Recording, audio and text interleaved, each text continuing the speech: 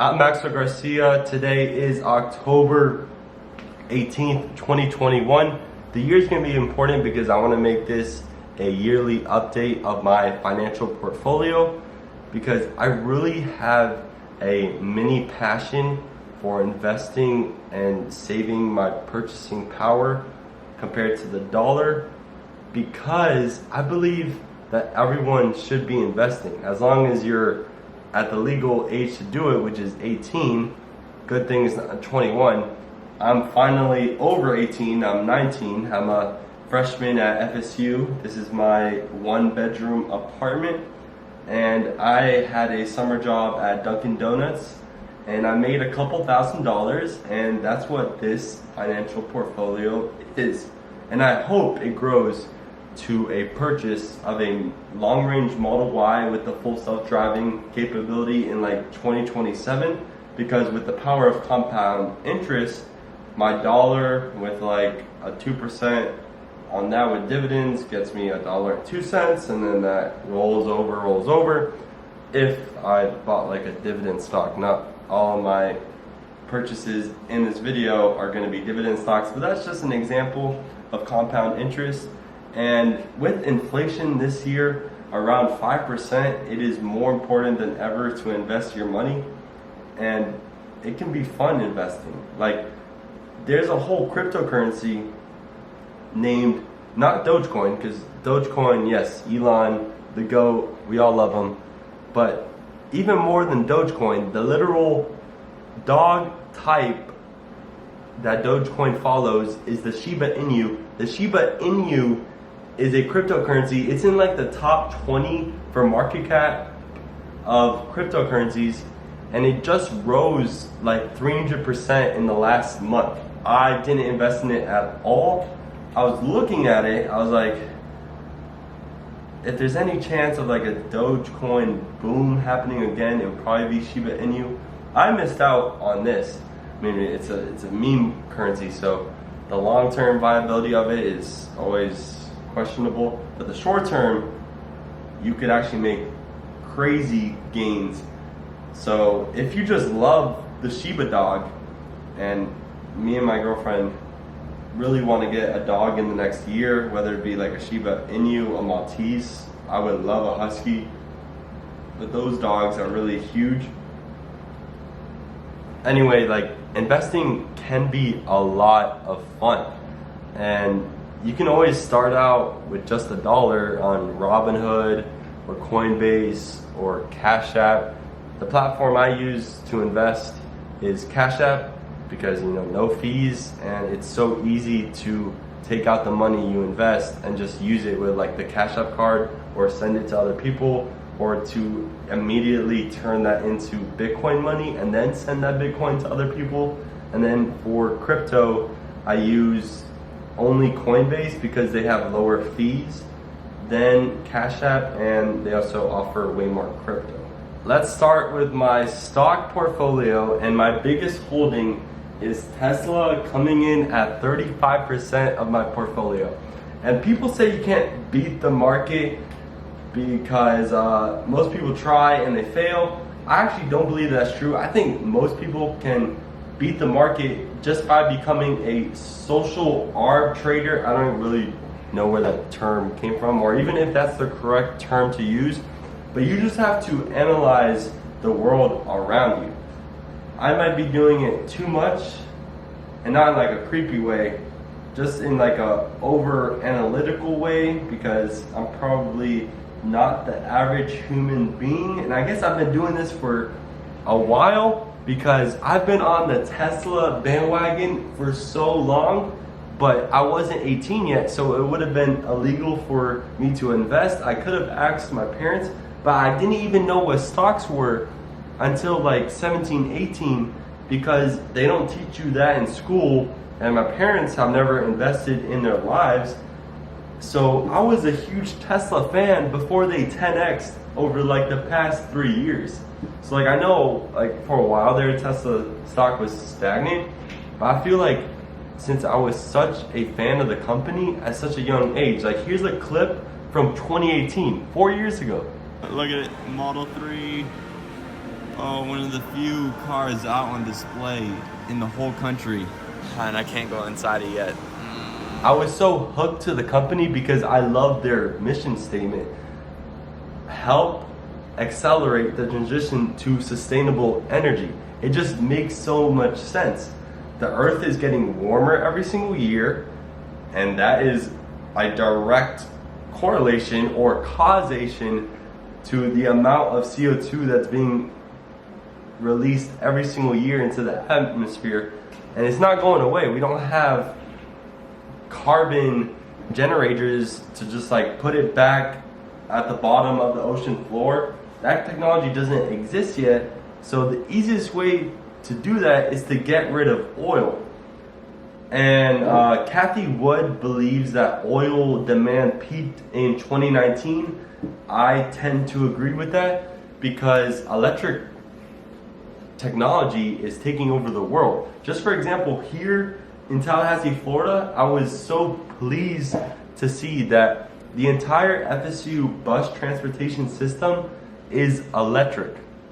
And I think that is directly a evidence of Tesla's benefit to society. Electric future. Thinking back to the start of my fandom with Tesla, I have a Tesla Instagram picture. So I was a huge fan of the brand. I'll get into why later. But I started becoming a fan right when the Model 3 was starting to go into production hell and Elon Musk was trying to achieve the 5,000 cars per week. And I remember checking like every single day the Bloomberg Model 3 VIN number tracker system to see how Tesla was doing on like how many cars were they producing each week. Not because I was an investor. I had $0 invested in the company. I was under 18. It was illegal to do that. It's not like I was going to buy a Model 3 either. I was like 15 years old. I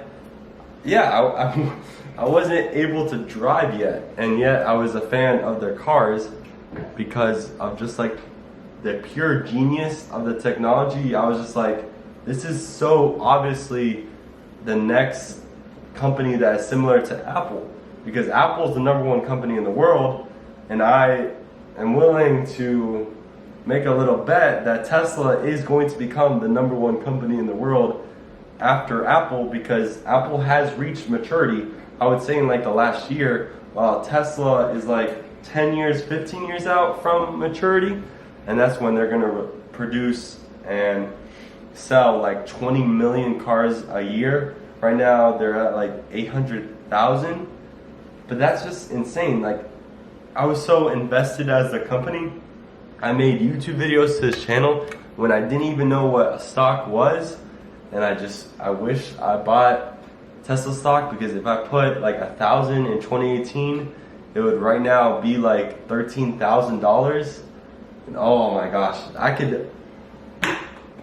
I would almost be able to buy like a Model 3. Like, let's say I convinced my parents to like help me get a job at 16, and I made like $2,000-3,000, and I put all that into Tesla, I would literally have like a Model 3 right now. Most likely. That's just a completely what if, but I love Tesla so much.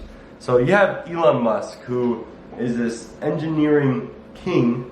He is so passionate about his like companies, like Boring Company, Neuralink, SpaceX, all private. I wish I could invest in them. I can't. And then there's Tesla, and for the Model 3, Elon Musk was on the factory floor managing all these robots, because day after day, like he was trying to scale production, and these robots would just let him down. And Elon Musk was like, all right, we gotta do this, this, and that. And Elon Musk is the head of the company. Of course, he has amazing leadership and engineers under him, but it all starts with him. He was the main, pretty much, founder in SpaceX, and he was like kind of like fourth to the Tesla team. But Elon Musk was like kind of thinking about and flattering with the idea of electric cars, because it just makes so much more sense. They're like 4 times as efficient as gas cars. So if like an electric car had the same efficiency as a gas car, but it used gas, it would use 4 times less gas. So pretty much 4 times less electricity. In a way, it's complex when you're doing the conversions, but electric cars, they're sustainable. You can recycle the batteries. Lithium is everywhere. That's according to Elon Musk. I believe him when he says that. And for the cathode, he uses nickel and iron. Most of the cars are going to be made with iron cathodes, and he says iron is readily available around the world, so I trust Elon with that. And just electric cars make just way too much sense. Like, they're 4 times more efficient, they're silent.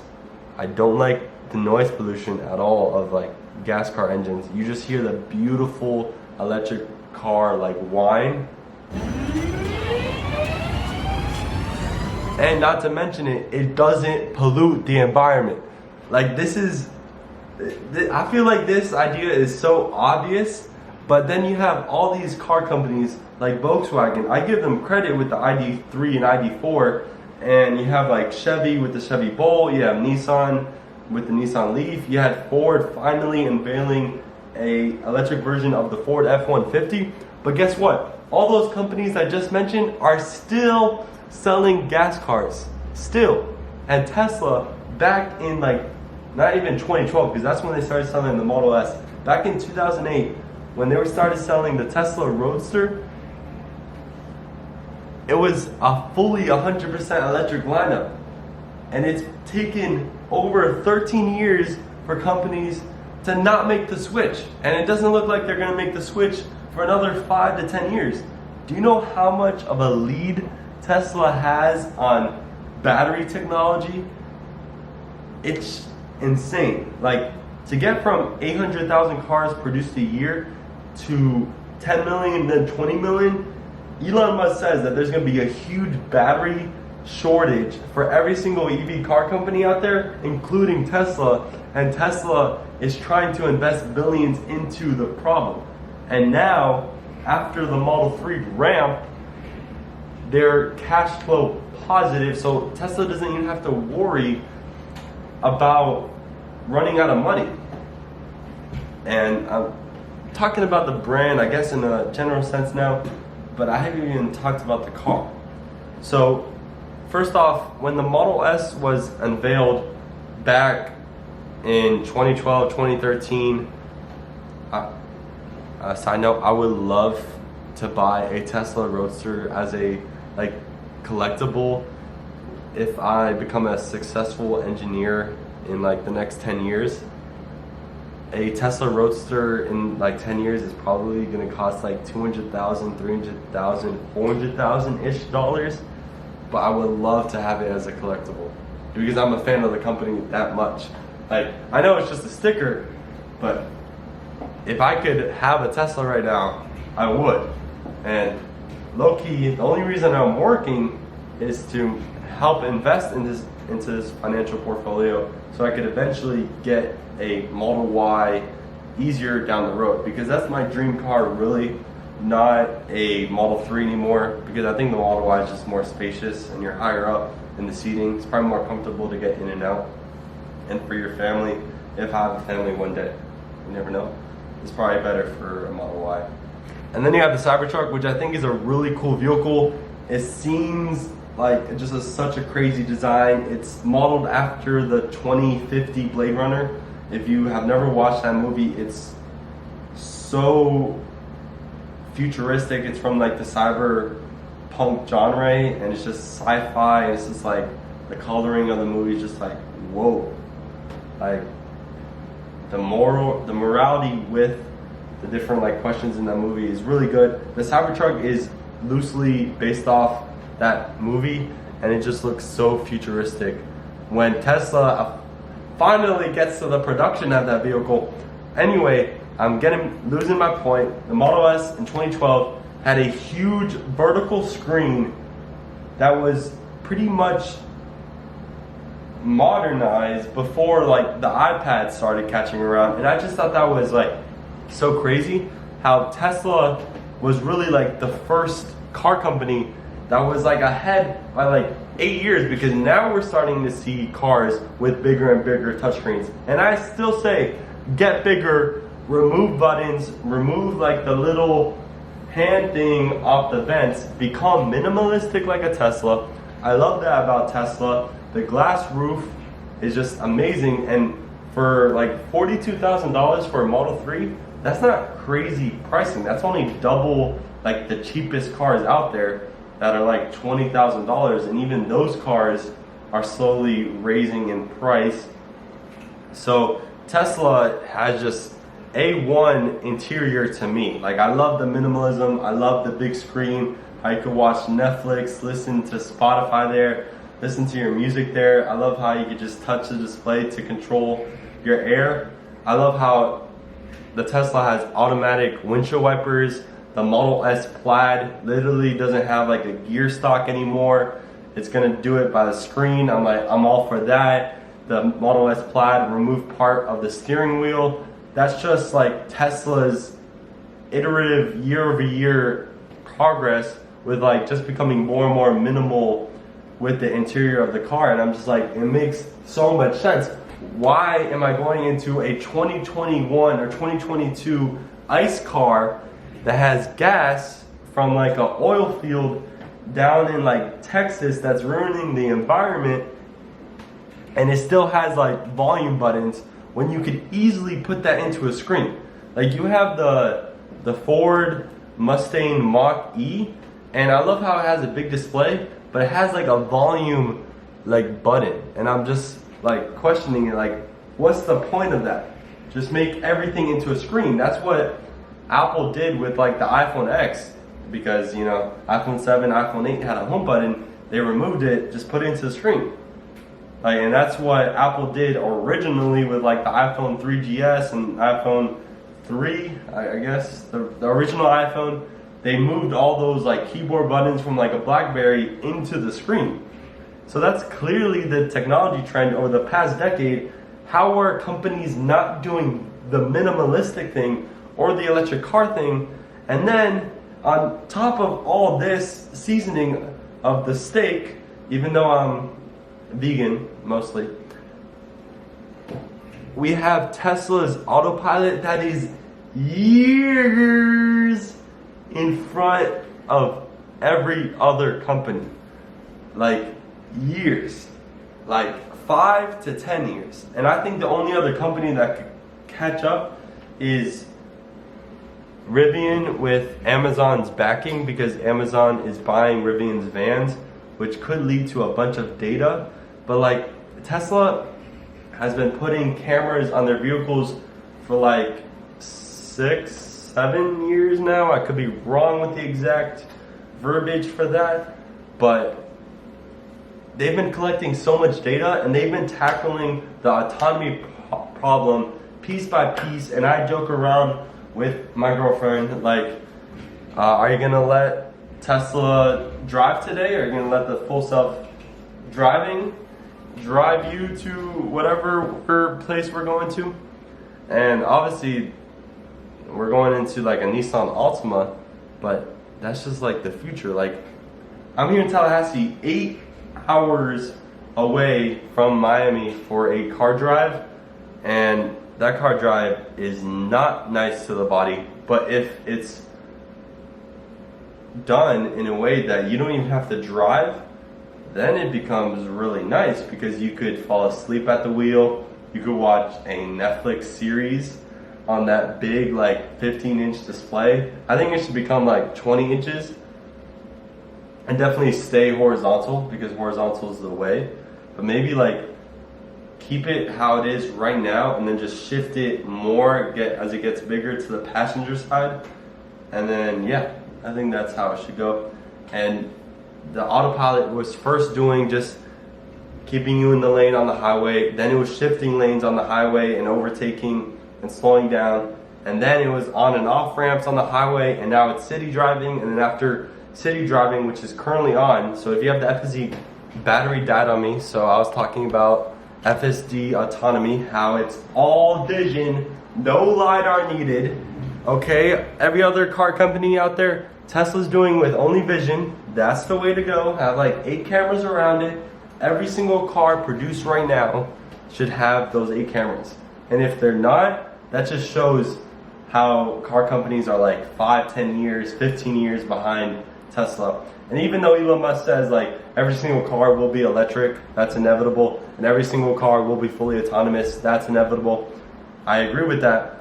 And he says that like Tesla's advantage will be manufacturing techniques, and I believe he's really just like believing him in his company to just like tackle automation and make it almost to perfection. So I believe Tesla will do good in manufacturing long term. Like they have this whole like casting of the car that like melts the plate, like melts the metal to like the bottom frame of like the Model Y. They're testing that out in like their brand new factories. I still have to talk about the factories. Anyway, Tesla right now with automation and the full self-driving capability, even though it's $10,000, that's gonna be a nice software money income for Tesla over the long term. And Elon Musk always says that they're gonna raise the price, but they can't raise the price right now because the features aren't even out for everyone. Like if you want the FSD beta, which I think is so cool to watch a YouTube video of, like you have Hyperchange, who is his name's like Gally, and he's one of my like favorite YouTubers right now. You know him, Zach Schaumler, and he's doing like this monorail test in like Seattle, and I find that so enticing, and that just like invigorates me. Like, I'm curious. So the FSD beta is slowly rolling out to people with a safety score of 100. And what is the safety score? Well, Tesla is now calculating how safe you drive with an algorithm. And why are they doing that? Well, they're starting to collect data now so they can have their own insurance as a company. Like, that's just so amazing. And also with Tesla, it's completely online. Like if you drive down Tennessee Street in Tallahassee, Florida, you're gonna see car dealerships over there. And car dealerships, I am so glad I am never going to a car dealership in my life. That just feels so outdated. You have the internet to easily meet buyers with sellers, and just perfect. And just a quick small story with myself. Tesla inspired me so much, even before I bought the stock and missed out on those amazing big time stock gains. I bought, or my parents bought me a Nissan Leaf, a used one from 2013 as my first car, because I was like, I don't want a gas car. So I had the only electric car out of all like high schoolers at my high school. Pretty darn cool. And my car only had like 30 miles of range, which is like a factor of 10 lower to what the modern range is for electric cars, even though the Lucid has like 520. That's bonkers, ridiculous, insane. So yeah, I've been a fan of electric cars for a while. I was watching like Tesla Time News back in like 2018, which was like a weekly update video on Tesla. And every single week at the end of like those videos, they would be talking about like the brand new supercharger locations. And Tesla's supercharging network is so much better than the competition. Like Tesla is crazy good as a company. And I think it should honestly be like 50 to like 70% of my portfolio, because like 35 is like kind of low, even though their price evaluation is going up right now. Same thing with Bitcoin, Ethereum, and Cardano prices. Those are also going up. But Tesla is just so much better at so many things.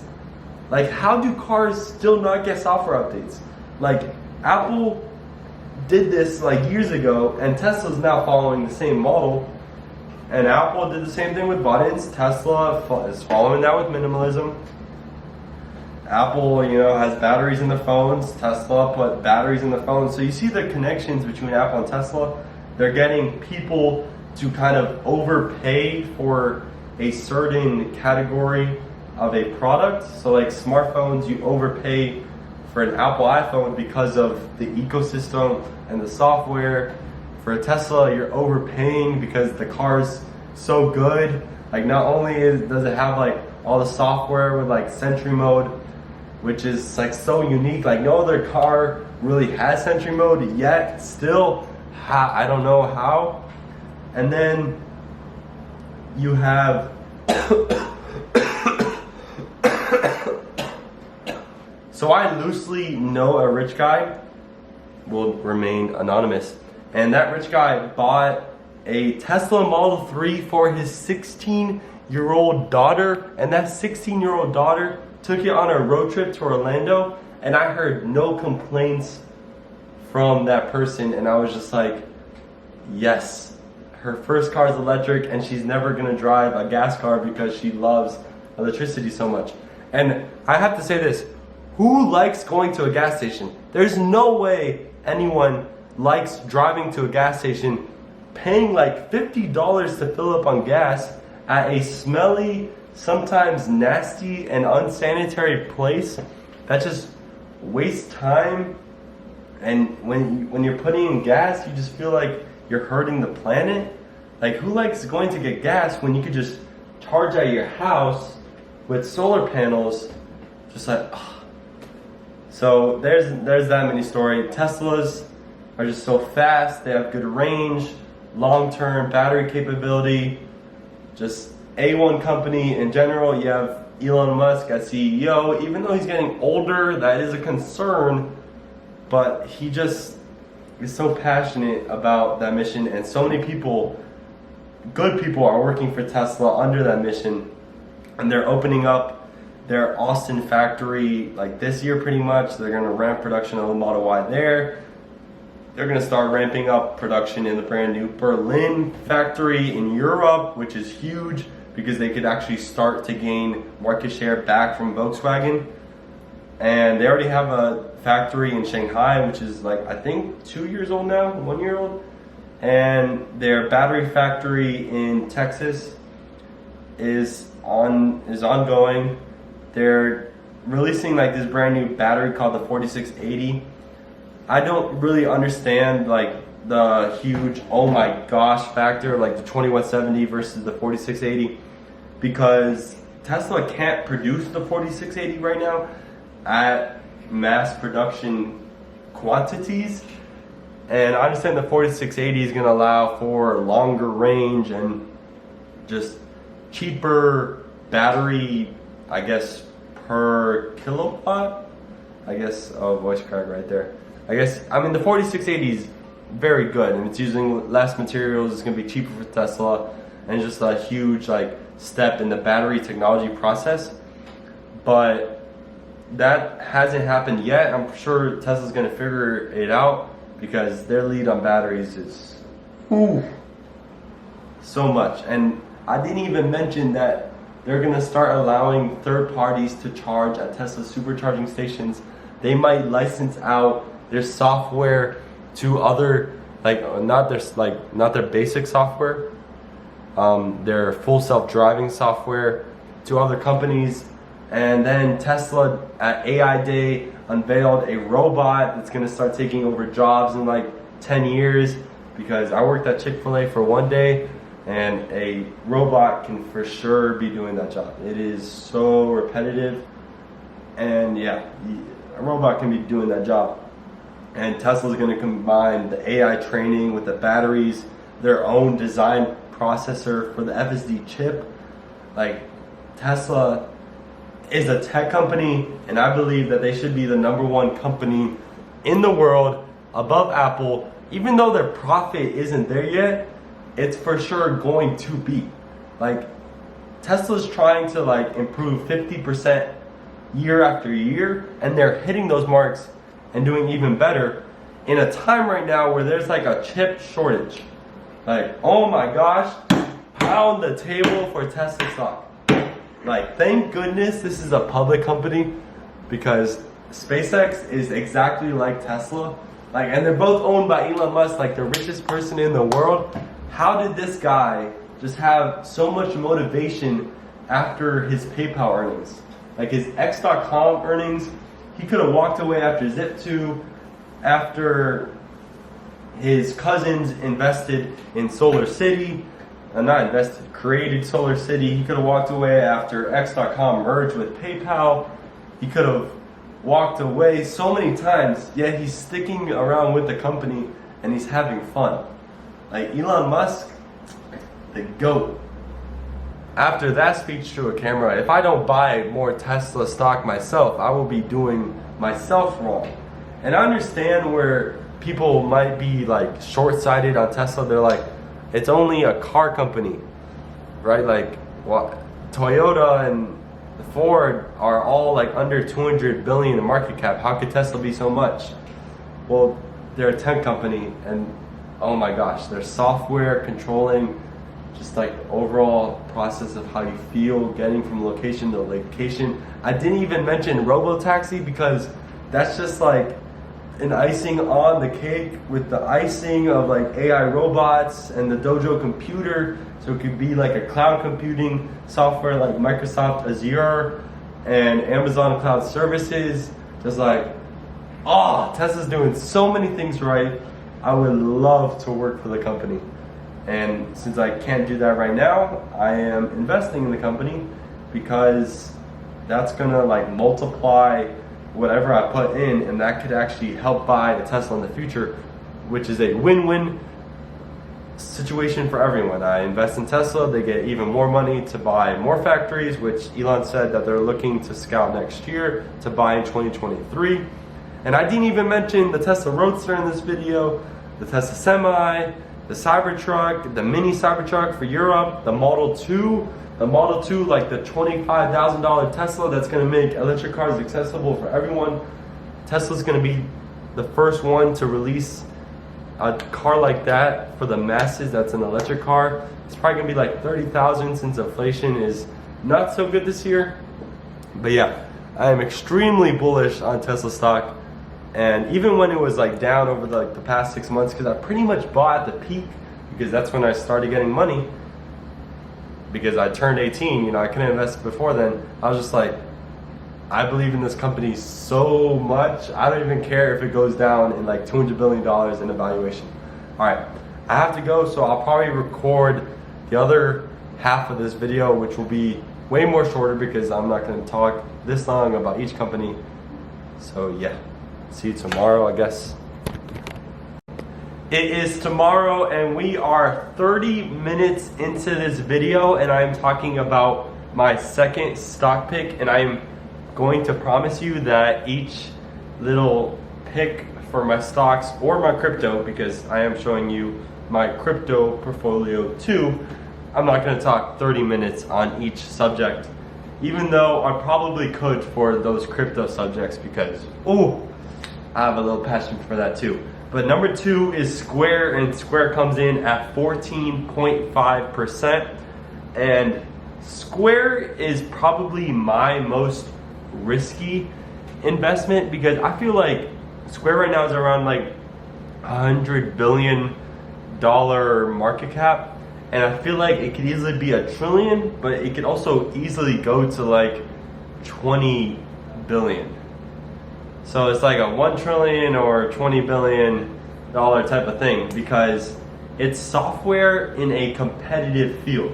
Like Tesla, I feel like has like 8 actual years ahead of everyone else. And it's a hardware type of thing. So you can't just easily ramp up hardware, but you can easily ramp up software.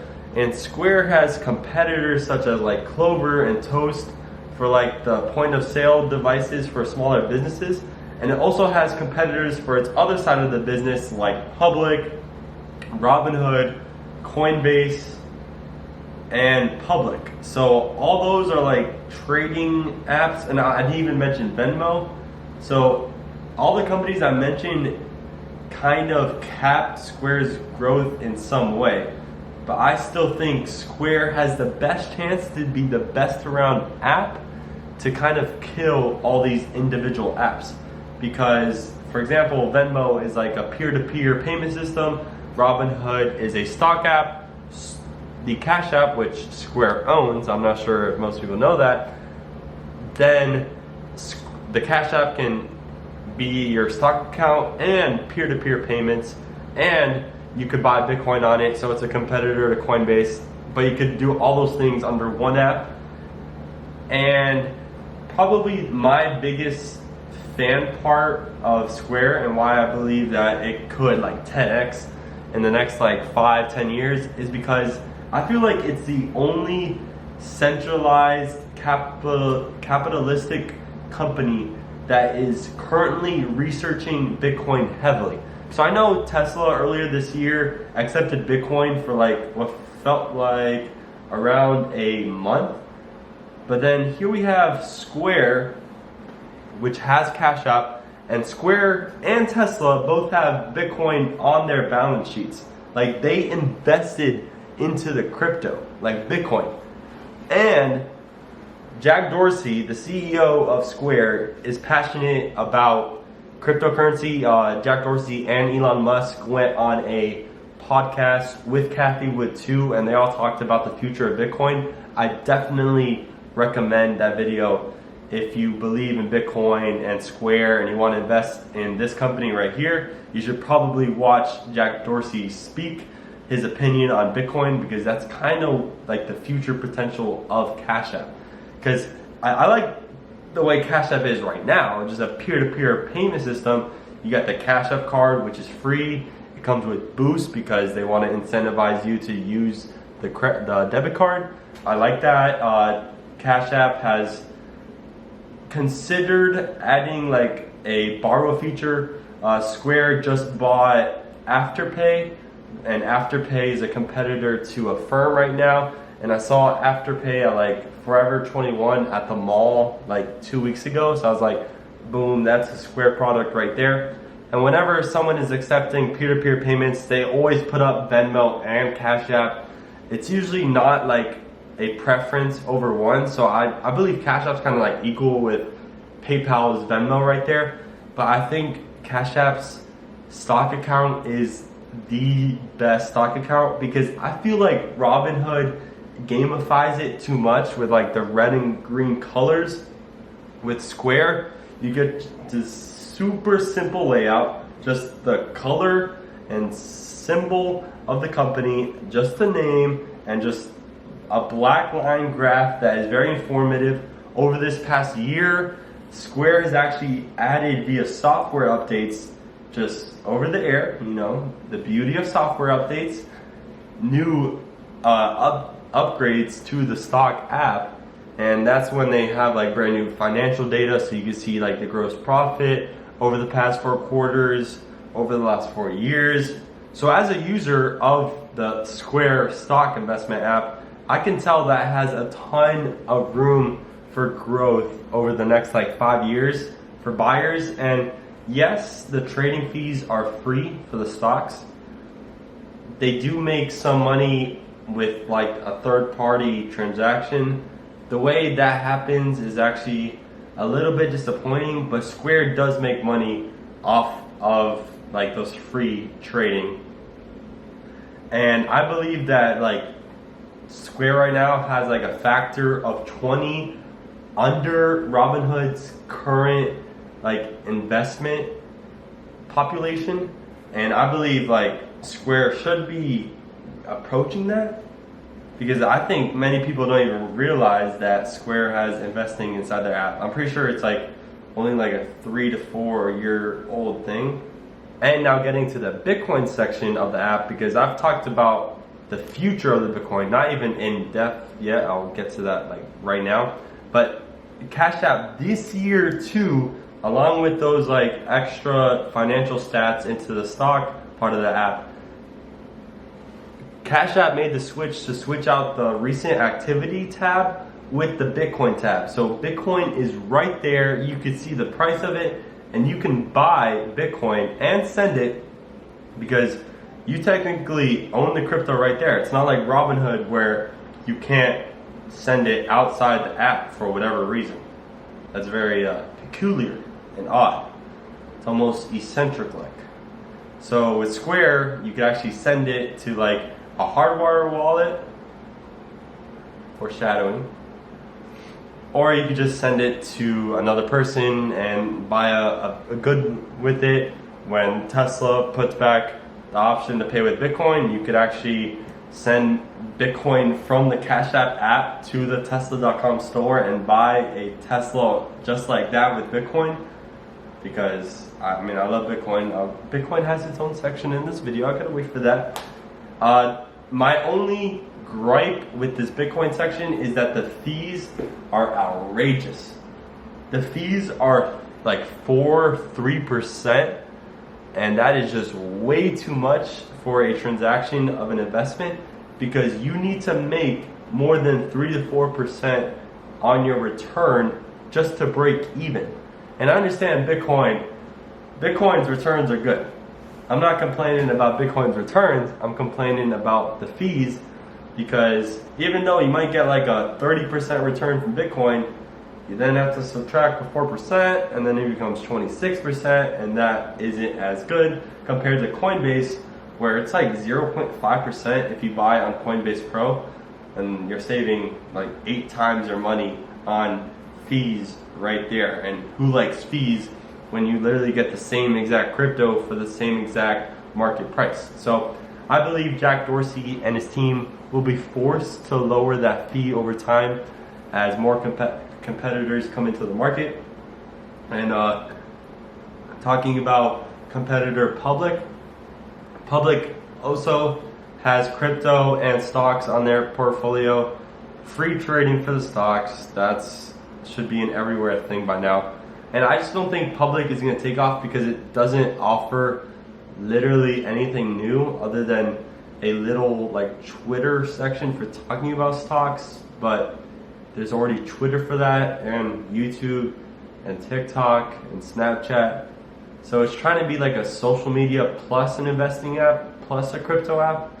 I just feel like there's so much competition already out there for that, with Robinhood having stocks and crypto, Cash App having stocks, crypto, and ways for you to send that money that you receive from your gains back to your bank account. You could keep it in Cash App, use it with a Cash App card. So I don't believe Public has too much of a bright future. Like if it was a public company, and the name of the app is called Public, right? Yeah.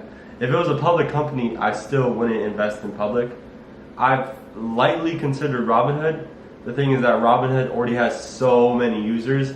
I don't see that much growth potential in it. But Cash App, I feel like most people don't really use the stock features yet. And here's my biggest like future gainer for Square as a company, is that Jack Dorsey has a dedicated team thinking about Bitcoin, how to use it for the future, and they already named 2 possible products that they're going to release. One of them is that they're going to release a hardware wallet, and many will argue the need for a hardware wallet, but really like only one trusted hardware wallet is out there. It's called the Ledger Nano S, and it's like $50 to $100. And I would consider buying it because then you own the keys to your crypto. So like if, let's say Coinbase got hacked and you had your crypto on Coinbase, then you might have actually just lost your Bitcoin. But if it's on a hardware wallet, you can actually never lose your Bitcoin because it's on the blockchain. And the blockchain's always going to be running because the internet should always be alive, hopefully. So that was one of their products. And then Jack Dorsey, like this week, announced that Square is going to develop its own silicon chip. And I just mentioned the importance of Tesla having their own custom-made chip for the full self-driving. And I'm going to talk about later with Apple with like the M1 chip for the Macs, how they're bragging about the brand new M1 Pro, and how Google just released their own chip into their phone. So making your own chips is better because it increases performance and optimization and efficiency. So it's huge that Square is even thinking about designing their own chip, because that means they're putting serious dollars into this business. And why would they design their own chip? Well, they're thinking about developing a miner that you can buy off of them. And this has always been like a kind of controversial topic because you could buy dedicated Bitcoin miners already, but honestly the process seems a little bit complex. I one time saw a compelling product like 3 years ago, but then once you look more into like that one product, you saw how you didn't get any return on the investment. So the Square processor has to be good enough where if you buy the Bitcoin miner, you're eventually going to be in profit. So let's say like the Bitcoin miner is $2,000. Well, over 3 years, you should be able to make $2,000 because a whole purpose of a miner is to get profit. So if you don't get profit, then there's no point in mining other than you're creating more decentralization for Bitcoin, and that means you're just being really selfless as a human being. So in conclusion with Square, I'm really bullish on Bitcoin and Square is super bullish on Bitcoin. I believe it's the #1 company investing in Bitcoin. They have a whole team on it. Jack Dorsey, the CEO, is passionate about Bitcoin. They have Bitcoin on their balance sheets. So in a way, this is an indirect investment into Bitcoin. Plus, I love the Cash App product. Whenever I work a minimum wage job right now, I'm getting it direct deposited to Cash App because I want to try and support the app, even though the vast majority, like 99% of people won't even consider what I'm doing right now because I have my own bank account right now that I was about to cancel just to use Cash App as a bank account because it's getting really close to that because Square is becoming their own bank because right now they actually rely on Sutton Bank for their deposits, which is not that good because it's a third party. I would prefer Square to be its own bank, and they applied to that and they're in the process of that, and they just bought the Afterpay type of thing where you just pay over a time period with interest, and like interest payments, not just it's a one-time payment, it's a multi-payment over time. It's a whole trend in the past couple years. You're gonna see it now on Amazon, Target, Walmart, everywhere you shop. It's gonna be an option. Like, do you wanna pay in full now or pay in 4 separate payments of $30.99 over the next 12 months? Like, which option do you want? Square bought a like $30 billion company to get into that space. So there's that, but Square, it's really just a Bitcoin play. And I think that's fair to say. My third biggest stock investment is SPY. It's the S&P 500. Oh my gosh, this investment is so good. You're so good at picking this stock. No. Anyone who invests in the stock market for the first time, you should invest like $1 into SPY or any other S&P 500 ETF because it's a collection of the top 500 companies in the United States. On average, SPY grows like 7 to 10% per year. So it's gonna have some dips, and then you're gonna have some crazy years with like 30% gains. So SPY is just boring. It grows. It's not gonna get like a 3x in 3 years. That's not what's gonna happen with SPY. SPY is the market. Like, if you try and beat the market, you're always comparing to SPY. So like SPY is kind of just like a super safe option. Because like, I would say SPY is like a super safe option. You have Apple, which is a safe option. You have Tesla, which is like in the middle between safe and risky. And then you have like Square, which is risky. So that's how I'd say like the risk versus safe kind of category is. My next two stocks are kind of like always like flipping here and there, just depend on like the daily change of the stock price. The first one for me is Google. And why did I invest in Google? Aren't they like a $2 trillion company already? Well, I really believe in their YouTube platform. I don't see any competition for YouTube as a platform at all. I mean, you got Vimeo and like Twitch, but do those compare to YouTube? Not really. I guess TikTok is probably the best competitor for YouTube, since TikTok literally just recently passed YouTube in average watch time daily. But I think YouTube is so important for today's current society. Like, the amount of versatility of that platform, like celebrities are made on that platform. Like literally TikTok celebrities like Addison Rae and Charlie D'Amelio, they went to YouTube for the monetization of the product, helping YouTube just gain more profit. Because YouTube takes a 45% cut off of every ad on a video, and when you're YouTube owned by Google, you can show Google ads at a reduced price. So Google could just kind of sniff in there that, oh, we've been carbon neutral from 2007, which I actually recently learned that, and I'm like kind of blown away by that, because Apple is not at that yet, I'm pretty sure, and Amazon's nowhere near that yet. So them being carbon neutral since 2007, actually impressive. It's mostly because they're a software company. Anyway, I love just searching up things on Google. I feel like most people should say that, because Googling is now a verb. I'm not gonna search things up on Bing. Chrome is Google pretty much.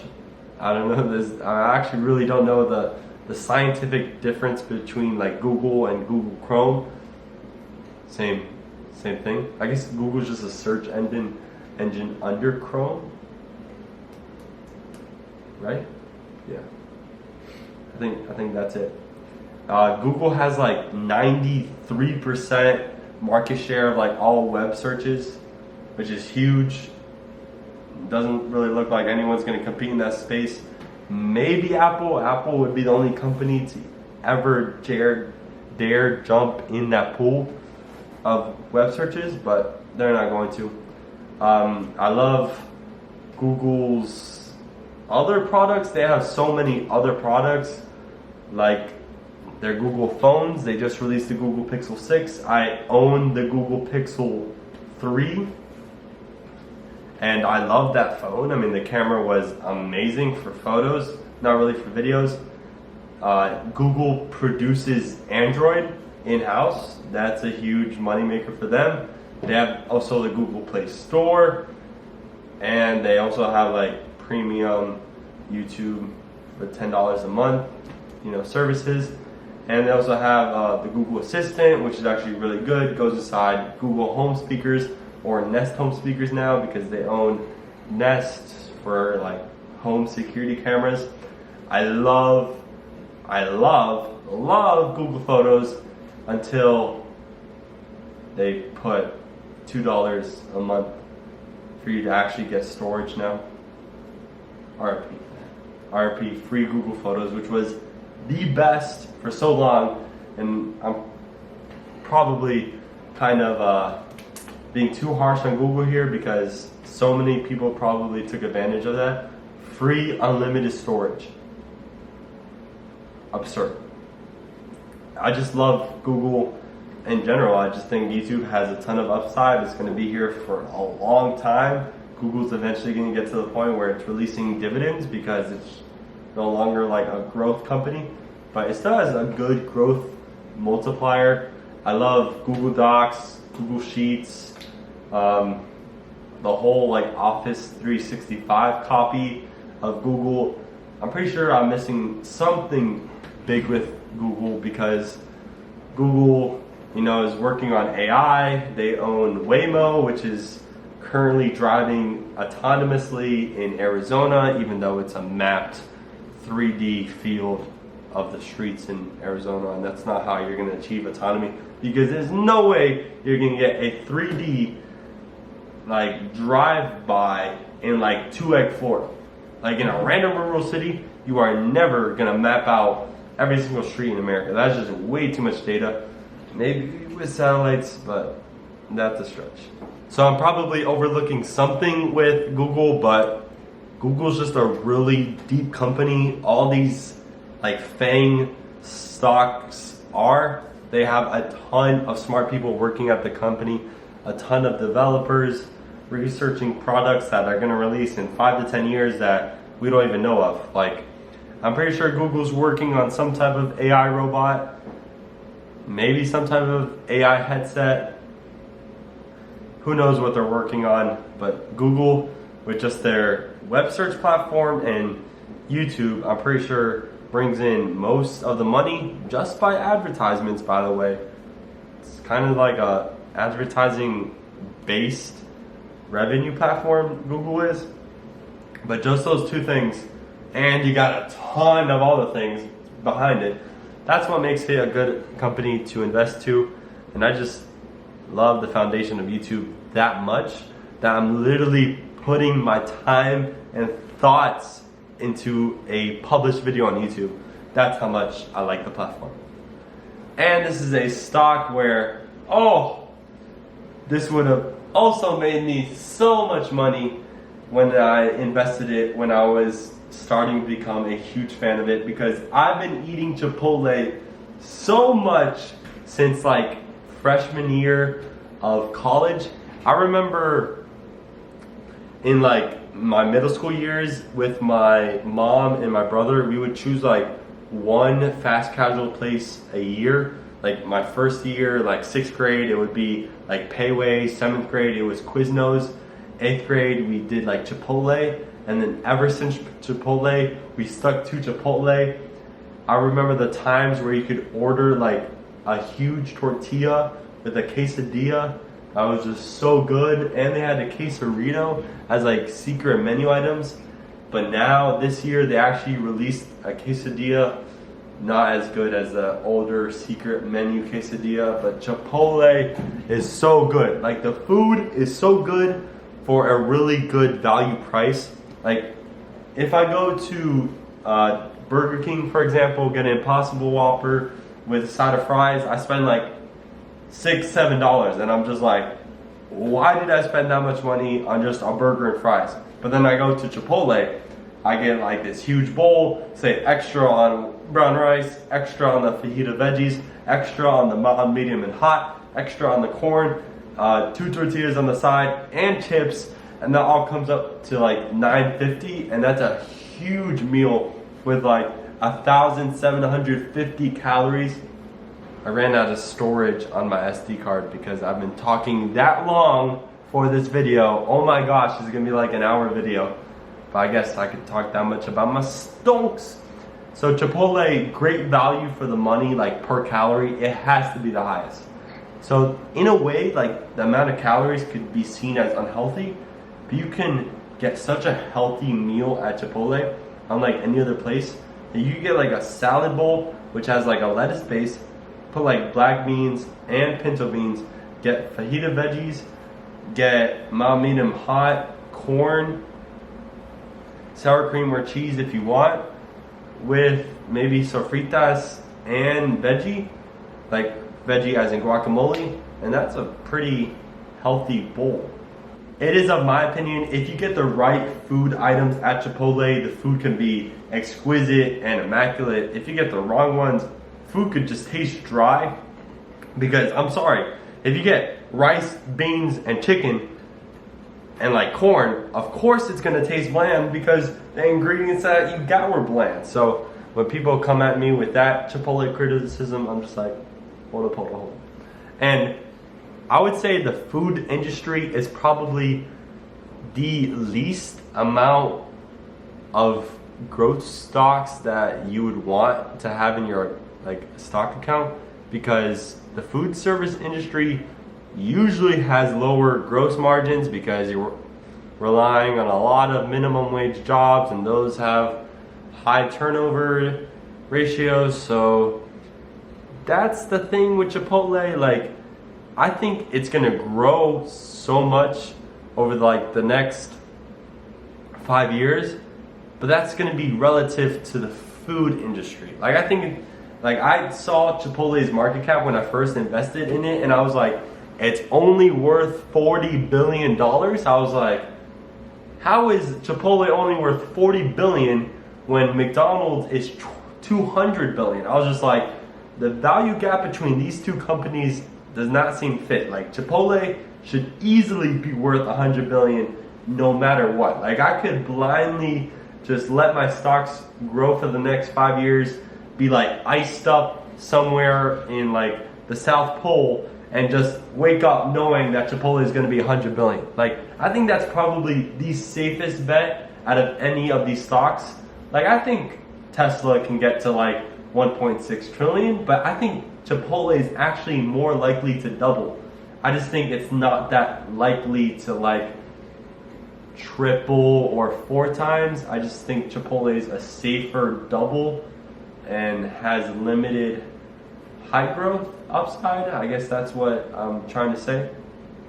And other reasons why I like Chipotle, I live 0.3 miles away from a Chipotle. I literally went there an hour ago to get a meal with my girlfriend, and I can eat it like almost every single day and not get sick of it because they have vegan and vegetarian options. They have sofritas, which is tofu, and they have, if you want to get like a bowl, you can get a veggie bowl which includes guacamole for free, so it's not an extra charge.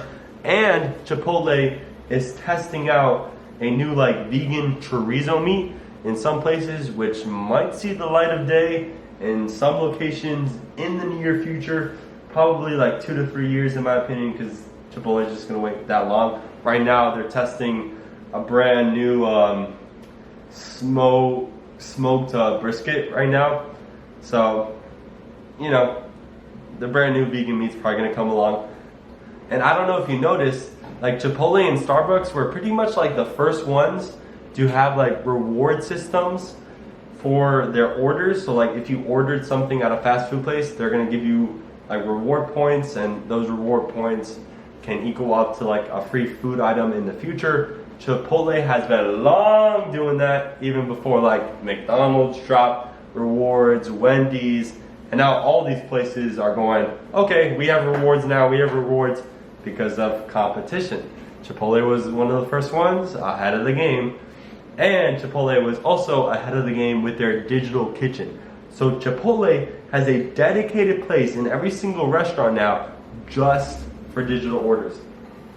And honestly, this was out of more of a necessity than thinking ahead, in my opinion, because I remember Chipotle digital orders used to stop the physical line. People would be like, wait a second please, and they would grab a receipt from like their right and start doing an order right in front of you while you're trying to place your own order. So that was just inefficient. So just have an in-person line and a digital line, and we could all see in like probably 30 years from now it's going to be an all digital line. Maybe not 30 years, maybe it's like 4 years, and Chipotle is super smart and they super innovative and they just go with the all digital line, because I think they could really do that. It's not that hard. But yeah, and Chipotle just iterated on their reward system this year. There's like boosts now and different achievement badges, and Chipotle supports electric cars and environmentalism. They're very conscious of sustainability, which I love. Like if you go to McDonald's and you get a McChicken, there's no way that McDonald's signals to you that they care about the environment. They're serving you meat patty that's not too high quality in food. Like I know Chipotle has steak and chicken, but they also have tofu. McDonald's, they got chicken, no tofu or vegan option. The McPlant is not out yet, even though it's rumored to come. It's not out there yet, and then yet McDonald's is like a 4x on Chipotle's market cap. Now Chipotle's market cap's like 50 billion. I'm like, okay, it's getting more fair. But I'm like, still like a 4x away? Come on, Chipotle, you could easily pass McDonald's. It's kind of like the Tesla versus Apple argument. I just feel like it's so obvious that this one company should be worth more than the other, because it's just like up and coming. And I guess I just see like the future growth too much into the present moment. But I guess that's why I invest in these companies, because I'm like, yeah, they're gonna overtake these companies in the future, and we'll see how wrong or right I am in the future. my fifth actual company that I invested in is Amazon. And Amazon, I feel like, is like a super clear company because it's Jeffrey Bezos. Come on, Jeffrey, you could do it. Put your back into it, Jeffrey Bezos. So Jeffrey Bezos is a meme. He's like number 1 and number 2 richest in the world. I think he's number 2 right now because Elon is number 1. Back to number 1. So Jeffrey Bezos has made an e-commerce king in the space, and they have a ton of control in e-commerce, shutting down small businesses all for our convenience to get 1-day shipping of any item we want, whether it be toilet paper or a banana. You could order on Amazon and get it the next day behind the backs of workers working 13-hour shifts. And there you go. So Amazon is just a convenience play because literally my girlfriend's mother was like debating whether she wanted to buy something for the apartment, and she didn't say like, oh, I'm gonna go out to Target or Walmart and get it. She said, I'm just gonna place an order for it on Amazon. And my mom has been placing orders on Amazon for years now. And you have Amazon Prime, which you can get access to the Amazon Prime Video, which is a decent, video streaming software. It's actually the only video streaming software I'm partly invested in my portfolio because I don't own Disney, Netflix, or Roku. For Google and Amazon, I really did miss out on most of the growth potential already. I feel like Chipotle, Square, and Tesla still got like a ton of room to grow. Google and Amazon are getting to its peaks, but I still feel like Amazon is taking over the world. They're slowly buying Rivian's electric vehicles. And yeah, I just think it's a huge company. You got Amazon Alexa and its smart speakers. Amazon really hasn't been successful with any other hardware product. Their phones didn't turn out so well. But there's a ton of smart people working at Amazon, so this is just an investment to whatever future products that they release that I don't even foresee. Same thing as Google, same thing as any FANG investment. You're just investing in the type of people that they have working there and the research that they're currently doing for future products. It's just like, okay, I don't really believe in Amazon's mission statement or whatever it may be, but I like their logo as a smile. And their shipping is so convenient that I use it multiple times a year. Whenever I order something online, I'm going to Amazon first, then a site that I'm going to insert here to number 2 for e-commerce. By the way, I want to give a little asterisk. We have entered the 3rd tier level in the stocks. I guess you could put Tesla, Square in like the 1st tier, and then Chipotle, Google, Amazon in the 2nd tier because they're all hovering around 5%. And then we're getting to the 3rd tier, which is like 3.5% and below. I feel like this is the tier that's going to change the most over the next like 3 to 5 years. Right now, my 6th company comes in as Airbnb, and Airbnb recently IPO'd in 2019, so a kind of recent company into the market. Enticing, okay, thrilling, invigorating. Airbnb is pretty much the modern day hotel. So it's just peer-to-peer hotels. If you have a house, or if you want to buy a house and rent it out as Airbnb as like a passive income, you could do that and model it however you want. But if you have a house and you have an extra bedroom, you can rent out that bedroom for one night and you just keep the profit and Airbnb gets a cut. I love the service. There's like Vrbo as a competitor. I feel like Airbnb is probably the more common place to go to. Airbnb and Vrbo is not really as equal as I would say like Uber and Lyft are. I feel like Uber and Lyft are used more interchangeably, at least, than Airbnb and Vrbo. I've never even looked at Vrbo yet. I probably should if I'm gonna be a well-rounded investor. But I just trust Airbnb. Like, the software app looks so good. Like, it's so pleasing to the eyes.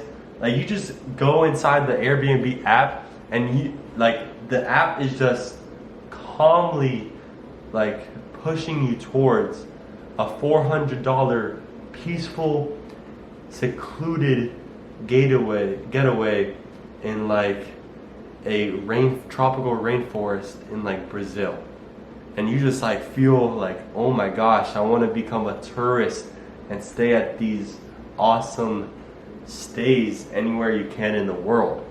And I just love Airbnb because it opens up accessibility to tourism that much more, and it gets that much more convenient because honestly you're paying like the same prices for a hotel, but it's way better because it's a person-to-person type of service. It's not this one hotel company has like 100 hotel rooms. That just kind of feels like inhumane in a sense. So like you walk into a hotel, you kind of lose all the sense of being in that town. But you walk into your Airbnb, you're like, I'm clearly in blank town. Like I can clearly just get the sense of it, the feel. If you're living with the owner, because you have the option to do that, or if you want your own place, you could also do that. You could talk with them and ask them for advice on any places to eat or things to do. I really like the feel of Airbnb because I'm passionate about traveling, and Airbnb just makes it easier to travel. And Airbnb has this like experience part of the app. I've never tried this part, but like, for example, I'm going to New York City in December. I'm staying at an Airbnb, not a hotel. I stayed at an Airbnb like 4 times in my life, and I just love that process way more than hotel. So probably just gonna be only doing Airbnbs from now on. Good thing for Vrbo, I guess, because that's keeping costs at a minimum at least. So if I'm going to New York City in December, I could pick like a New York City experience, and one of the experiences could be like, a 30-minute photograph session on the Brooklyn Bridge, and you get like professional photographs taken by a photographer with whoever you want, and you get the photos for free with the price included in the experience package. So that's an example. There's also could be like, I guess like a beer touring factory, or I don't know. I mean, there's so many different experiences. Like maybe learning how to play a piano is probably an Airbnb experience. I mean, I don't see any like future potential, but I just love the current day product that I want to be a part of any growth, because with COVID, tourism is going to come back, and it's going to come back in a strong way, because I feel like social media incentivizes tourism further, so you could get those Instagram pics, even though that's superficial and frivolous and superfluous. People still do it just for the gram, sadly, and I feel like that boosts tourism and Airbnb even more. Next stock is coming in as Starbucks, first dividend stock of my portfolio. If you can't tell, my portfolio is growth kind of geared. It's mostly growth centric, I guess you could say, not dividend centric, because dividends are boring. I mean, I get they're boring, but they're stable and you could count on them. Okay, growth is kind of more perky, and that's the way I like to go. Growth, not just dividends, because I feel like if you're going dividends, you might as well just go the S&P 500, because the S&P 500 itself gives a dividend of like 1.5%, and I'm like, dang, that's pretty good, because I'd rather invest in that instead of AT&T, which has like a 7% dividend but has been like flat 3% over the past 5 years. My generation calls it Starbies. I don't know if you've ever heard this before, but my friend, who is also a freshman here at Florida State University, he goes to Starbucks like once a week, not to get a coffee, but to get a like venti cookie crumble, like mocha frappuccino. And Starbucks, I love their frappuccinos, but it's not coffee. It's pretty much just like a sugar smoothie that's like chocolate flavored or caramel flavored or vanilla bean flavored. It's all really good, but it's not coffee. So like my ever first Starbucks product was like a vanilla bean frappuccino before I even knew what coffee was. Now I understand like the purpose of caffeine. Caffeine is actually really powerful. Whenever I take it, I kind of feel like I'm on a mini high. Like my heartbeat, like I can feel it like increase, and my concentration goes up almost too much where I'm like on the verge of a headache. That's how like not often I take caffeine. Like I take it very separated because I'm very careful about substances and getting addicted to them because family history, you know, just being conscious of that. And on a quick financial level, I'd rather be addicted to like water to wake myself up in the morning, which is almost free compared to caffeine, which might cost like $1 to $3. Or if you're going to Starbucks every day, like $5, $6 on what you're spending at Starbucks. So Starbucks is drinks, they got a little bit of food here. And Starbucks, you know, it's known for overpriced, it's known for getting your name, just like Chick-fil-A. There's nothing really special here about Starbucks. Like I believe the long-term products of Starbucks, I loved the strawberry funnel cake frappuccino over the summer. Like I just can't wait to see their brand new pumpkin iced coffee flavor. Like none of that. I just see that I personally like Starbucks, my girlfriend likes Starbucks, and all the other females of my current age group love and are obsessed with Starbucks. Like I walk in the FSU campus, we have 2 Starbucks on campus, and everyone's holding like a coffee, and if most of the time that coffee is from Starbucks, and I'm just like, yeah, Starbucks doesn't really have that much competition, honestly. Like usually fast food has a lot of competition, even though Chipotle, the amount of food that Chipotle gives doesn't really have competition in that like burrito bowl segment. They got like Moe's, but like Starbucks has what? Dunkin' has competition. I worked at Dunkin', and Dunkin's not even taking its own coffee that seriously. Like it's definitely taking it more seriously than like 5 years ago. It literally changed its name to remove donuts to be like, I'm more of a coffee company now. But I still feel like they could do way more things to just put coffee more to the forefront, because they have so many useless menu items at Dunkin' compared to Starbucks. And I feel like Starbucks is like a labyrinth. Like I worked at Dunkin' and I know coffee, and I go into the Starbucks menu and I am still confused. Other than getting like a caramel frappuccino, or my personal favorite drink right now is a venti strawberry acai with lemonade.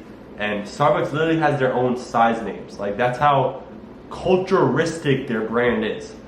Like you feel like Starbucks could be like a personality trait for some people. That's how committed to Starbucks it is. Like I understand Starbucks is more popular than Chipotle, but Chipotle has more growth potential because Chipotle is a newer company than Starbucks. I hope that fact is correct. Coming in at 3.3, it is a company that I did not know exists before COVID, honestly. And then ever since I heard of it, it's just been like whatever the psychological phenomenon is for like when you are aware of something, you hear of it way more. Whatever the name of that is, that has been my situation with Etsy, because Etsy is an e-commerce platform for the small business owners. So Amazon kills small businesses, but then here you have Etsy, which is like an anti-Amazon, and that kind of promotes human skills and human creativity. And I think with like the current capitalistic platform that we have in America, it doesn't really protect humans that much, because technology is just going to increase. And there's going to be concern with like full self-driving software getting to a level where it's going to push millions of truck drivers out of jobs. And where are they going to go?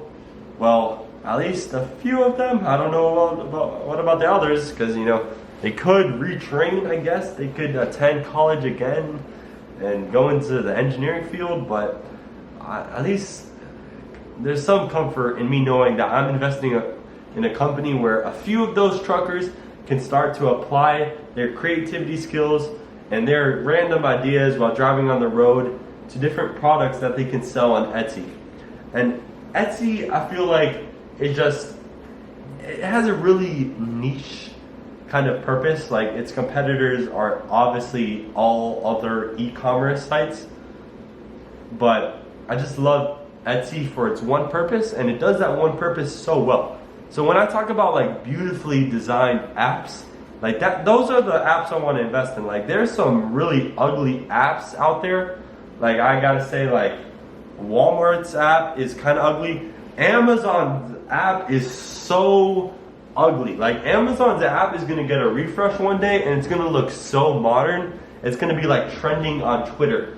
That's how bad the Amazon app looks right now. And I don't know if people feel the same way or if like Amazon's going for a nostalgic feel, but Amazon app right now, the UI, the user interface is ugly. Flat out ugly.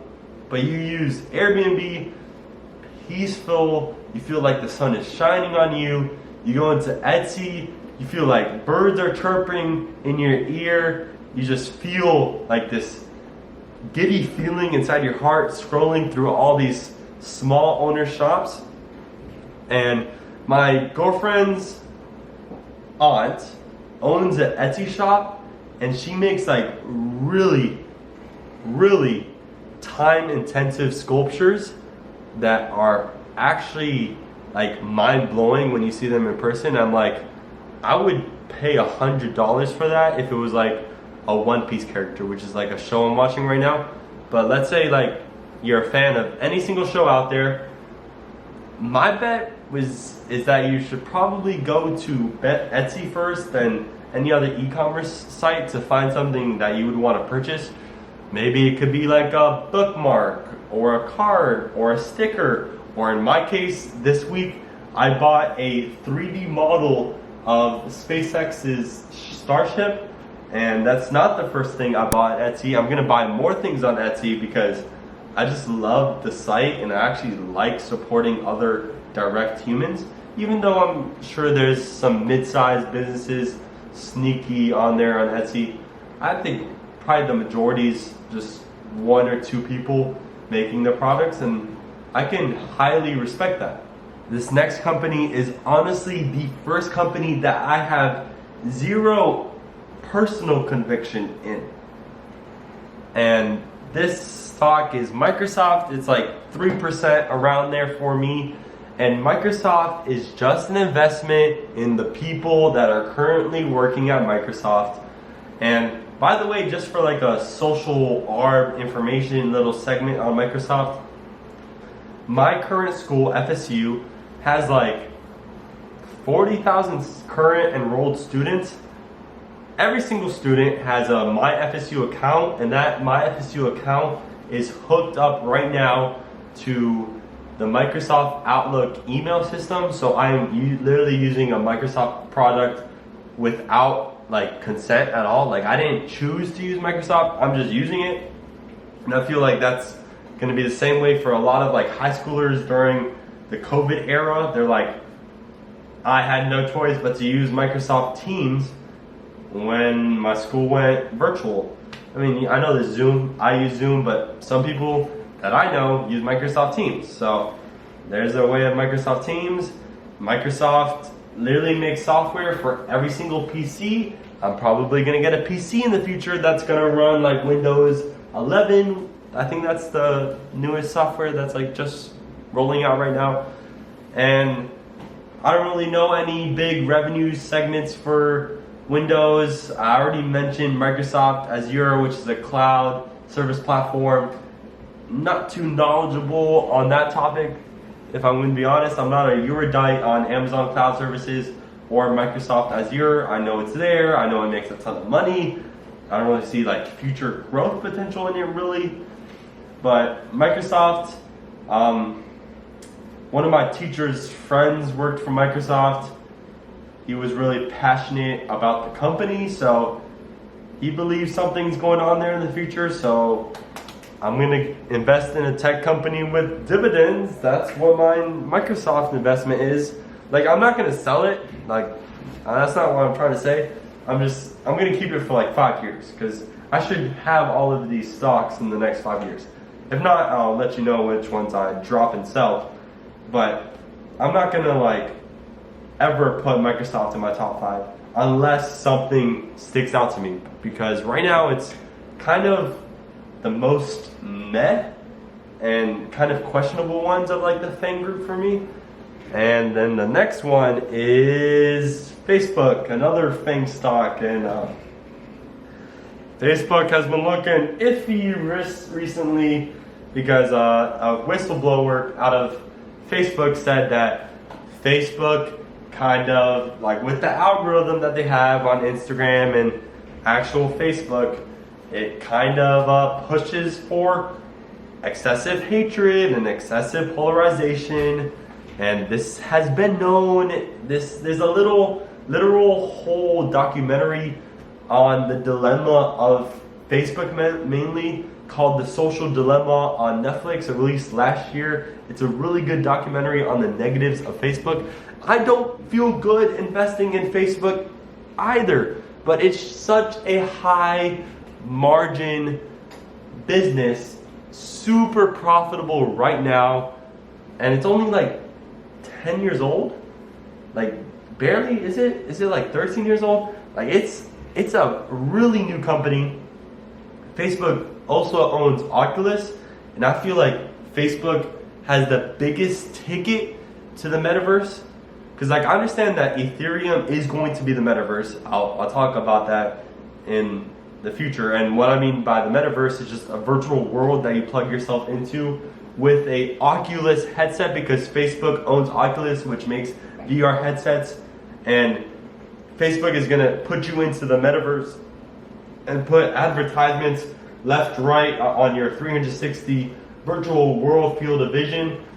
And you're gonna have your mini profile image that's gonna be like Instagram, but like a metaverse version of that. And I feel like Facebook is like the ticket to that, bigger than any other company, bigger than Apple, because Apple cares way too much on privacy for them to just put a whole like metaverse headset in your face. So I feel like Apple's kind of just more sophisticated and actually more responsible with what they do than Facebook. And Apple's my next company. So with Facebook, they own WhatsApp. My whole friend group, my high school friend group, types every single day on WhatsApp. My fantasy football chat is on WhatsApp. Millions, if not a billion, people use Facebook's platform, whether for Instagram. Some people are addicted to social media. I feel like Instagram's not that addicting, yet Instagram puts stories on, copied from Snapchat. They put Instagram Reels, copied from TikTok, yet Snapchat is still alive, TikTok is still alive. So Instagram is trying to be the jack of all trades, but then it's kind of just like an app, because honestly, I'm losing interest in the app. Like, whenever I go on Twitter or TikTok or YouTube, I feel like my time is way more well spent there than Instagram. Whenever I go on Instagram, and by the way, for all of my social media apps, I delete them after I use them, because if I want to use them again, I have to download it. That's just kind of like a buffer that makes me not use social media really at all. Like, I could go like a week without using Instagram really easily. Like, it's not difficult for me at all to do it.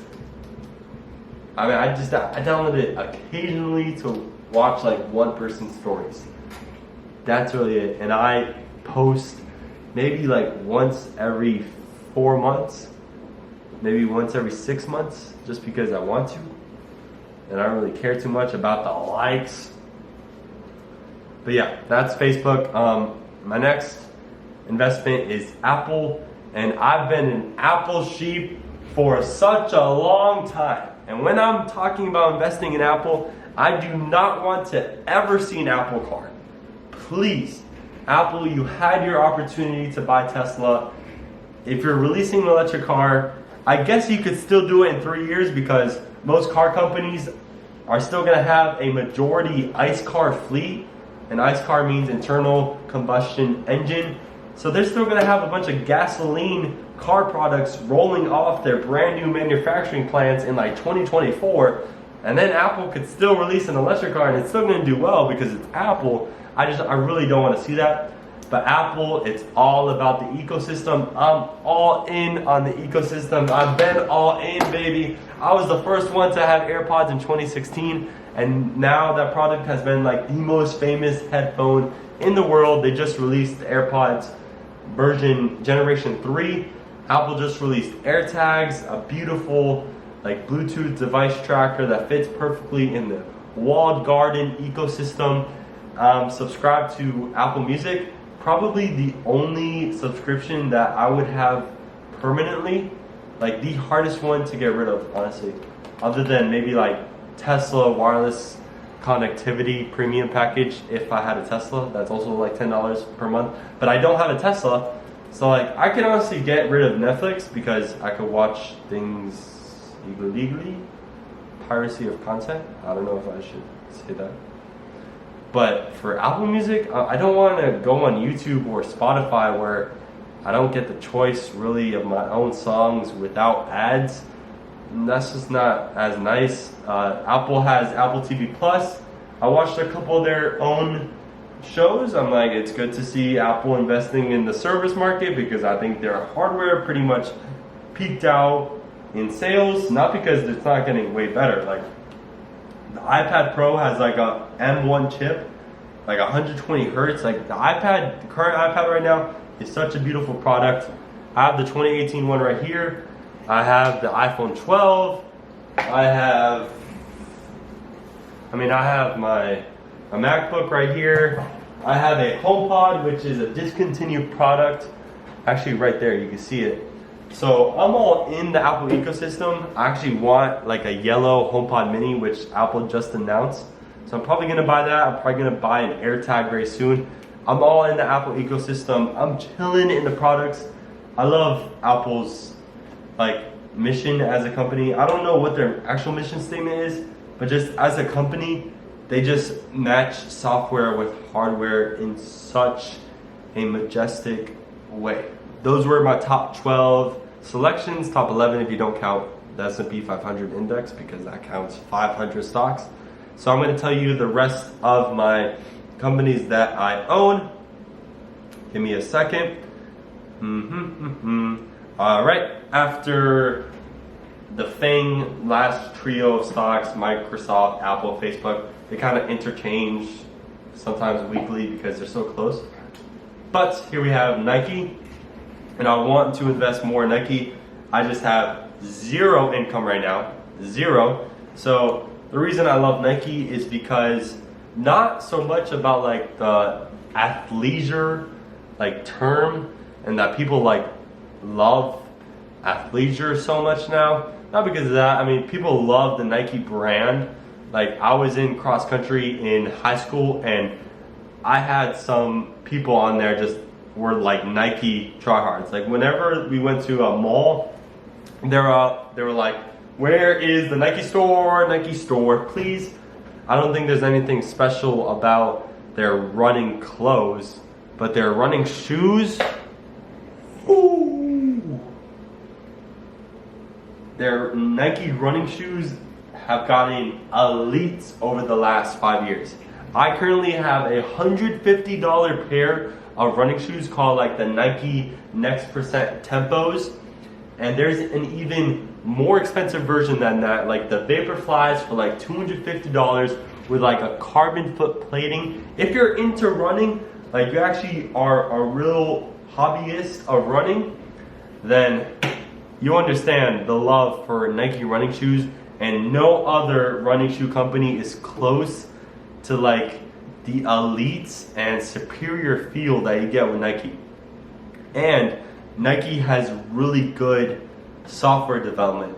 So there's an app for Nike, not the sneaker one. I'm not a sneakerhead, so I'm not talking about that app. but I'm talking about Nike Run Club app. I use that app to track my running, which is weird because it's the only like third-party type app where I track something on that third-party app when it's a task that I can easily do on a native Apple app. That's how good the Nike third-party app is. Because like I could just go to workouts on my Apple Watch and track a workout there, but I instead go to the Nike one and track my workouts there because I love the app so much, because I just love the way the stats are for the running. And there's like I forget what it's called, like the exact term for it. Like you like run with a head coach. It's called guided runs. So you run pretty much with like a coach like telling you like about the reason why you should run, or their like personal stories as a runner, or like tips on your like 40-minute run, or if you want to do a tempo run, they're going to tell you how to do a tempo run. I love the guided run feature. It is all free. I guess it's keeping me in the Nike ecosystem by buying their $250 pairs of shoes. But for me, that works. Nike's like $250 billion. I'm not like crazy pounding the table for Nike in the future, but it's there as a stock. I don't know why I talk so much about Nike. Now getting into more and more of the stocks that are not as important in my portfolio. They make like a 1% change in it. So my next stock is Crocs. Crocs is only like $10 billion as a market cap company, and I feel like that's so small compared to like the amount of shoes that they sell. I know they're not like crazy profitable, like in the tens of billions of dollars, and they're never gonna come close to that. But I feel like I just like Crocs as a brand. I feel like if any meme stock is gonna blow up in like 5 years, if Crocs is down, it's gonna be Crocs. Because who doesn't like Crocs? Me and my girlfriend love our Crocs. I have a pair of Crocs right here. It's just such a good shoe. I wear it every day to go to school. If I probably have like a lab class in my future semesters, probably gonna have to wear proper footing. But I even wore this to my Dunkin' job sometimes because it was that comfortable. And you have these gadgets that personalize it. I love Crocs. And then you have this company called Snap, and Snap, I was so reluctant to invest in the company. I had to be proven wrong multiple times. So I actually dropped Snapchat from my collection of apps on my home screen the day Instagram dropped the stories feature. I was like, as soon as Instagram put out the stories feature, I was like, Snapchat is going to die off. But it hasn't. Like, it actually shocks me when I say this. They have more users now, today, than when Instagram first put the stories option as a feature years ago. That to me is a shocking fact where I was completely wrong. I'm gonna tell you where I was completely wrong in the crypto segment, embarrassingly wrong. But Snap as a company is doing so well right now. So many people use it in college. I was so wrong with that too. I thought Snap was like a high school thing, maybe with like the streaks, but now so many people use Snapchat for whether it be group chats or just sexting or like a one-night hookup. Snapchat is the place to meet new people. And when you meet someone new in college, you don't ask, what is your phone number? It's, what's your Snapchat? So I invested in Snapchat. In 2016, I bought their one and only hardware product, the spectacles. They still have that line going if you want to buy spectacles. The spectacles idea is probably too ahead of its own time. It's like AR camera glasses. I loved it, but the camera quality was atrocious. Like, it was barely usable, sadly. And Snapchat just kept on wanting to like roll out this feature with like a blinking light whenever you were recording, and I was just like, that is way too obvious when you're recording. So I put like duct tape over it because I didn't want people to realize, oh, you're recording me right now. That's fantastic. I'm gonna change how I act. You want it to be more low key. That's kind of the whole purpose of the glasses, but Snapchat wanted to do that. I understand for privacy reasons, but for camera recording reasons, you want people to act the same, not act different, and I feel like that blinking light on spectacles was altering people's behavior. And most of you don't even care about that because you never even heard of spectacles. That's how much of a fail that product was. Even though it could be useful in the future. You never know. Snapchat could come out with a crazy innovation and you're just like, wow, I really want to use this glasses with my phone, have like a snap filter in my field of vision with my eyes, get that whole software experience. But Snap isn't at that right now. Snap right now is hovering at around $120 billion market cap, like a tenth of Facebook. So can't go too wrong investing in Facebook. I'll get to Snap. I'll get into TikTok later because that's one of the private companies I would die to invest in. Not literally, metaphorically speaking. 3 more companies to go. Duolingo, NVIDIA, and AMD. NVIDIA and AMD, I don't personally have a reason to invest in it. I don't have like a type of angle that I want to speak about that I'm like, ooh, I really see this future outlook in the company. No, I just know that there's a chip shortage going on. Some type of US company is going to have to fill that gap in the chip shortage. I could place a bet on TSMC2, but that's like a Taiwan company, even though they're like leading in silicone chip manufacturing. But I like NVIDIA, I like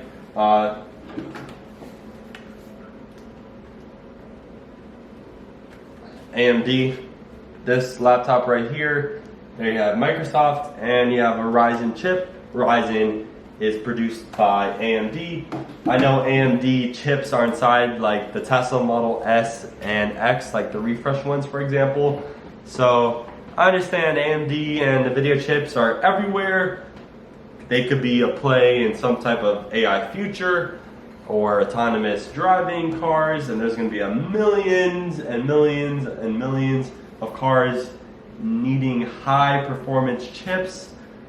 So that's where I placed my bet with NVIDIA and AMD. And then my other company, Duolingo, recently IPO'd. I really want to invest more in this company because it's so cheap at like 6.2 billion. And I mean cheap because it could have decently sized room for growth.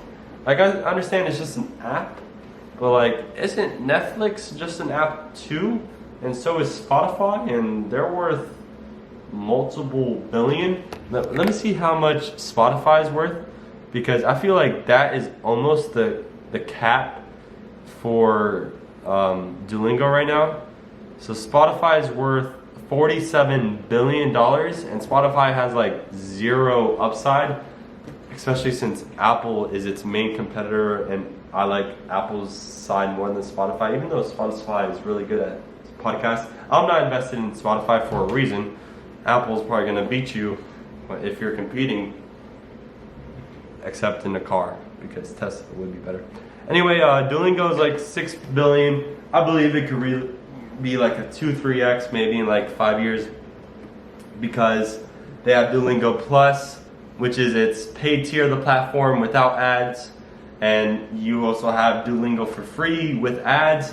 And either software is actually just a really neat process of learning a language. It doesn't have like a 30-year outlook, because I believe like Neuralink chips are going to be installed in your brain, and you have a possibility of learning a language in like 5 minutes. Like, oh, I want to download the Spanish language today. I will download that now. Bye.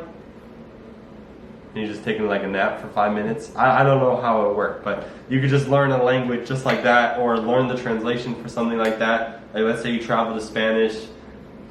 You're not going to travel to Spanish. You travel to a Spanish-speaking country such as Spain, and then you just like want to say something to someone in Spanish, and you just think of like the English word, and then you spit out the Spanish verbiage by like the Neuralink chip. Did I say Cyberpunk chip?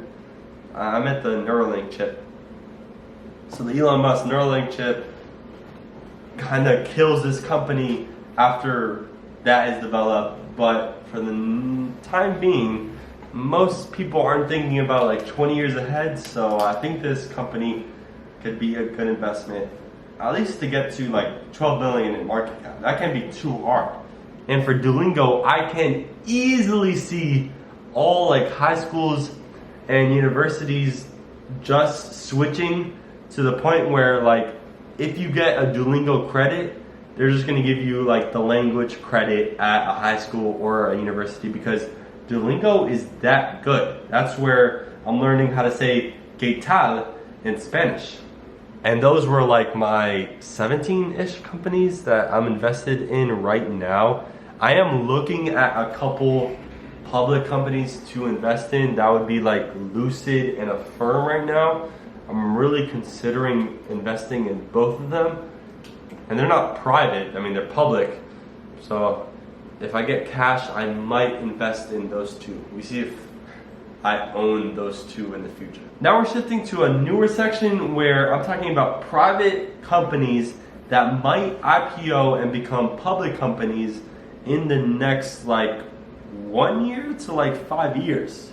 Like I feel like there's a chance. I mean, for like one of these companies, like for example, Chick-fil-A, they're never ever going public, but I would love to invest in Chick-fil-A, even though I don't like their chicken food supply chain.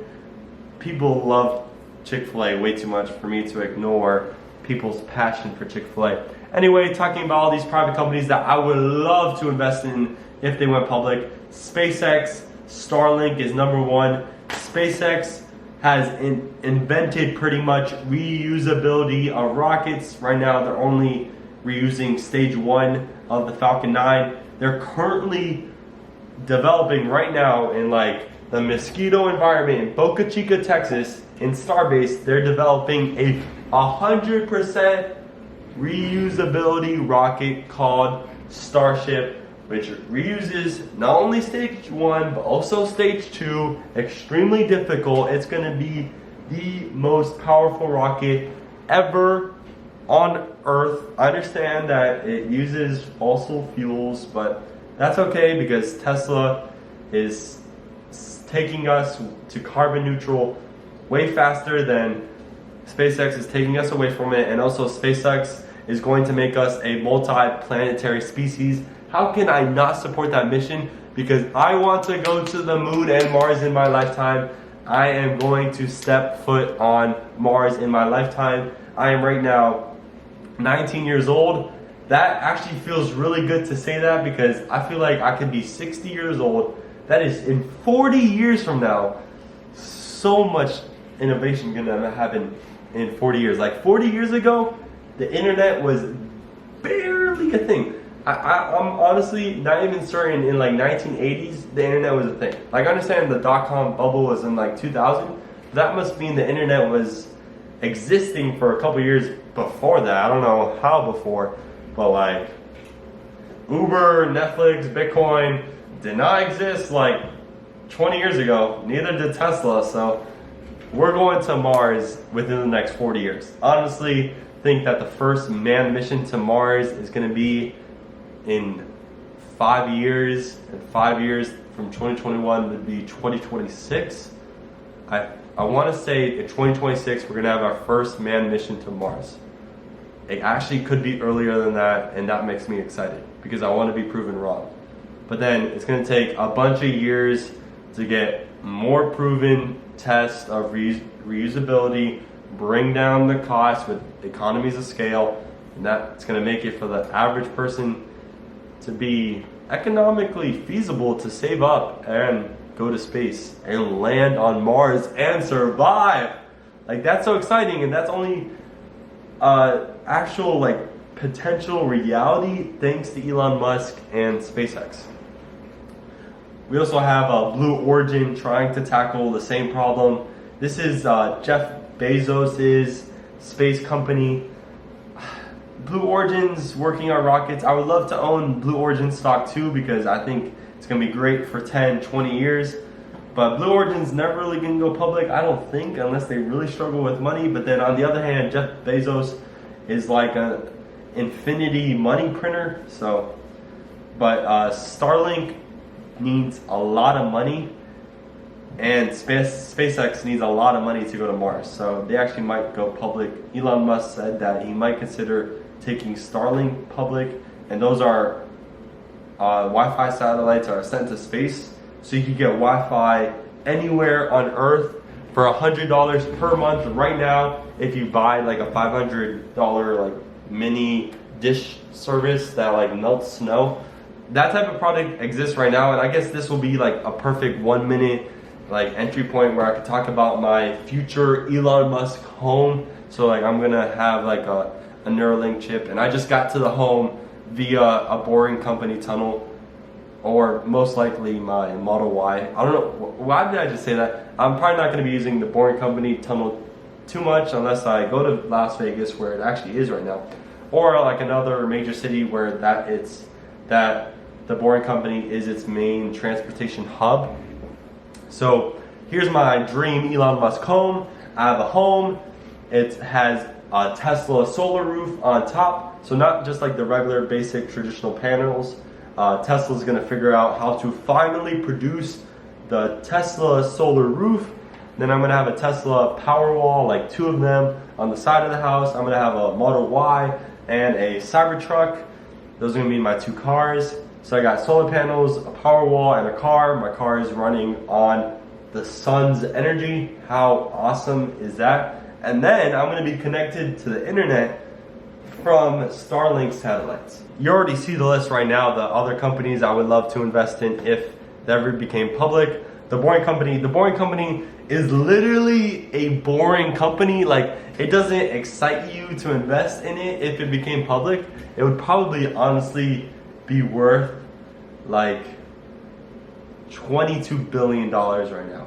If that, like not even that. It would be worth like $4 billion on the actual market right now, I would think.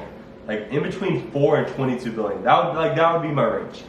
And then we have Neuralink, and Neuralink already has a chip playing Pong. Who knows what's gonna happen in the future, but Neuralink is for sure the company that's gonna put chips in our brains to help us become symbiotic with the internet and the power of the internet, so we could learn and be better humans and be more productive. I guess it's kind of dangerous. I guess this is gonna make us like match up with AI robots. Very questionable future that we're getting into.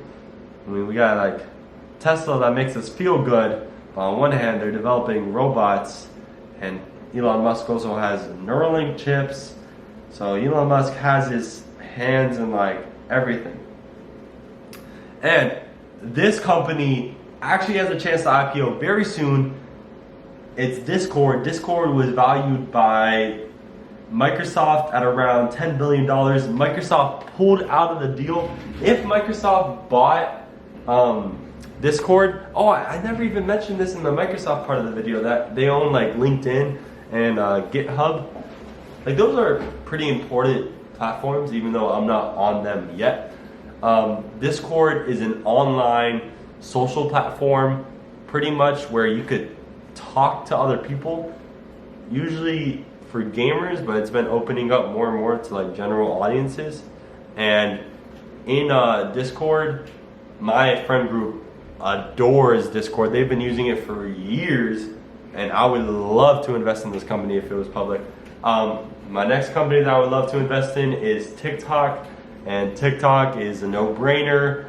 It's a lovely trending social media right now where people are putting a ton of their creative energy into these quick, like 5-second to minute-long short videos, which is just like the beauty of like a time where you don't have to invest too much of your effort into a video, but it could still really have like some type of substance. Like an Instagram photo, you could just toss that out of the window after like a week. Like, your brain doesn't need to remember that. A YouTube video, like, you could take notes on a YouTube video and learn something from a YouTube video, but you have to really put effort into a YouTube video. But for TikTok, there's like all these songs that just become trending all the way to the top of the charts from TikTok. I love TikTok. It would be valued at like a $300 billion company. So pretty much kind of over where I would like to pay for it, but I would still buy it. And it would be my only non-US stock, which is risky in and of itself, but it would be. I have Rivian on here, and I'm so excited that I'm going to be able to invest in Rivian stock. It's going to be worth like $80 billion. I think that's a good deal for the best electric car company that's going to be out there. It has a $70,000 electric pickup truck coming out. The reviews for it are superb. They're actually spectacular. And I love how Rivian is taking notes from Tesla. They're creating their own charging network. They have a Rivian-like Sentry mode. They have a minimalistic interior. And what else? They also have some other like Tesla features. Their like dash has like objects appearing on the screen just like humans in like the full self-driving Tesla. They also have software updates, and Tesla is not really adventure geared like Rivian, because like Rivian you could buy like a tent package or this really cool like kitchen package that I would actually dream of getting, even though it's not as practical to buy like a $70,000 pickup truck when you could buy a $40,000 Tesla, and you're not going camping like every weekend. But it's like a part of me has a dream of just like driving to every American national park in like a Rivian, having the tent, having like the kitchen, cooking up some veggies on a pan, cooking my rice, and just like sleeping in the tent, reading a book on like the electrical future that we have now been in for a while. Like that's the future with Rivian, and their lineup is 100% electric. Thank you. I understand you're a startup, so you obviously have an advantage. You don't have to like destroy a whole gas car producing factory, and make like a whole new one. You get to just start up from the ground up and design it around the electric like powertrain. But thank you, Rivian. I actually really like you as an electric car brand. I hope you make it through production hell, and I'm going to invest my money into you. It might not be a lot, but hopefully you accept it. And then we have some companies that I just threw on here. I was just like, if they ever go public, I would like to have them here in case I'll be like, okay, I guess I mentioned it back in 2021 that I wanted to invest in blank company. I would love to invest in this company right here. It's a only South Florida chain restaurant called Flanagan's. It's probably never gonna franchise to like the whole United States, but it's probably like a $500 million market cap company right now. I would love to invest in it. I think it has potential to franchise and become a couple billion, but you know, not my choice as the company owner to make those decisions. So I would buy Dunkin' stock, even though Dunkin's owned by a company that owns like 6 other restaurant brands. The company that owns Dunkin' also owns Buffalo Wild Wings.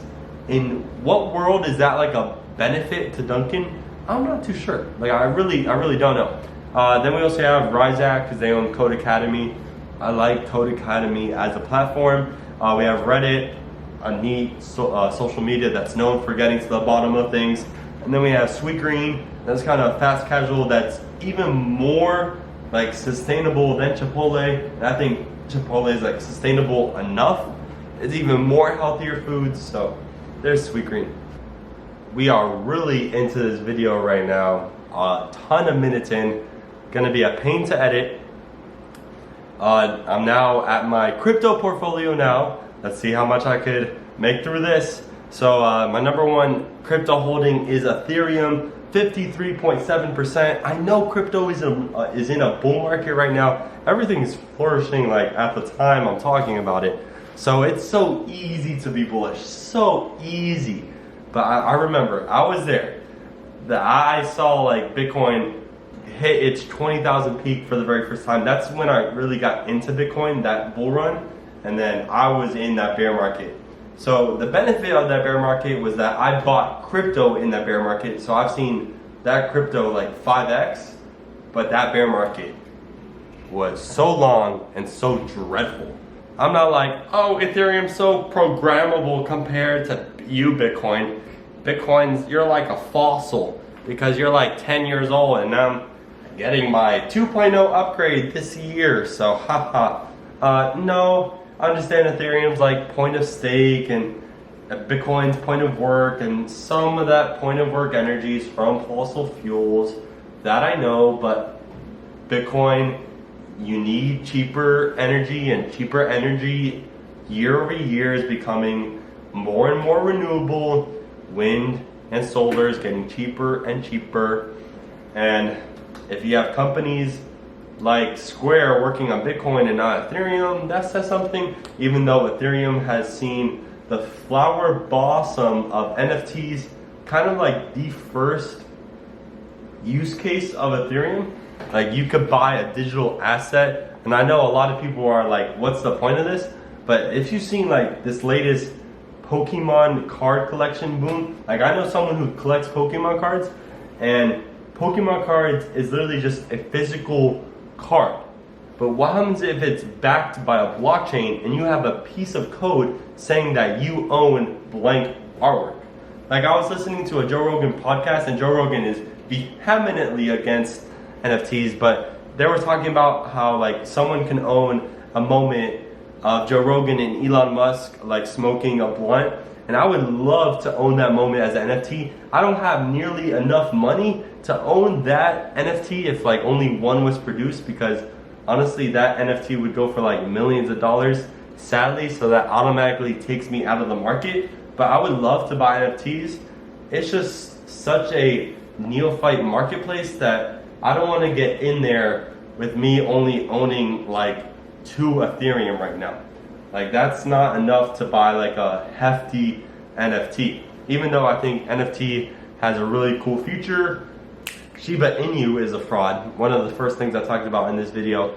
And Shiba Inu is actually a ERC20 token, so it was built on the Ethereum blockchain. So every single Shiba Inu transaction has to be backed on the Ethereum blockchain, and the fees are going to get cheaper with like Ethereum 2.0, but when the Ethereum network gets super busy, the gas prices go way up. I don't know why it's called gas, it should be called like electricity prices. But then that contradicts with like Bitcoin's message of its like second layer upgrade of like the Lightning Network.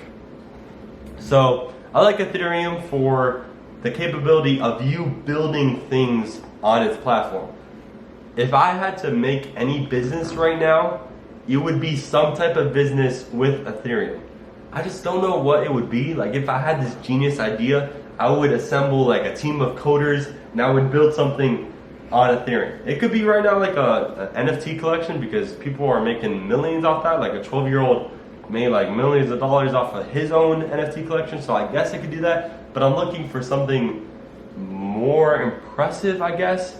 But I feel like the metaverse, and what is the metaverse? The metaverse is just going to be a virtual world that you're going to be placed in the future. I believe that's going to be a thing, because that's just like the next step in gaming. You're just going to be walking around in your game, and that game is going to have like a little portal, kind of like Wreck-It Ralph. You know how Wreck-It Ralph has like the shuttle terminal to get to other games? That's kind of what the metaverse is. Like you're going to go in your game, go into the terminal, and that terminal is going to be a place for you to like socially interact with other people. Maybe that place is sponsored by Discord, but it can't be because it's decentralized. But centralized companies can build on a decentralized platform like Ethereum, and all these cryptocurrencies are decentralized, and they mostly aren't that inflationary. Like Ethereum is inflationary, but it's not like so rapid with inflation. Like it's very minimal. Ethereum is the type of thing where there's a bunch of Ethereum killers out there already. You have like Solana and Cardano, whose sole goal is just to try and defeat Ethereum, I feel like. And then you have Dogecoin, which is trying to defeat Bitcoin, but in such a meme way. So Ethereum wasn't the second coin on the platform, but it actually might be the #1 overall market cap coin in the future. It has a chance of doing that. Probably the first coin to overtake Bitcoin. If Bitcoin ever loses its place as #1 in market cap capitalization for crypto.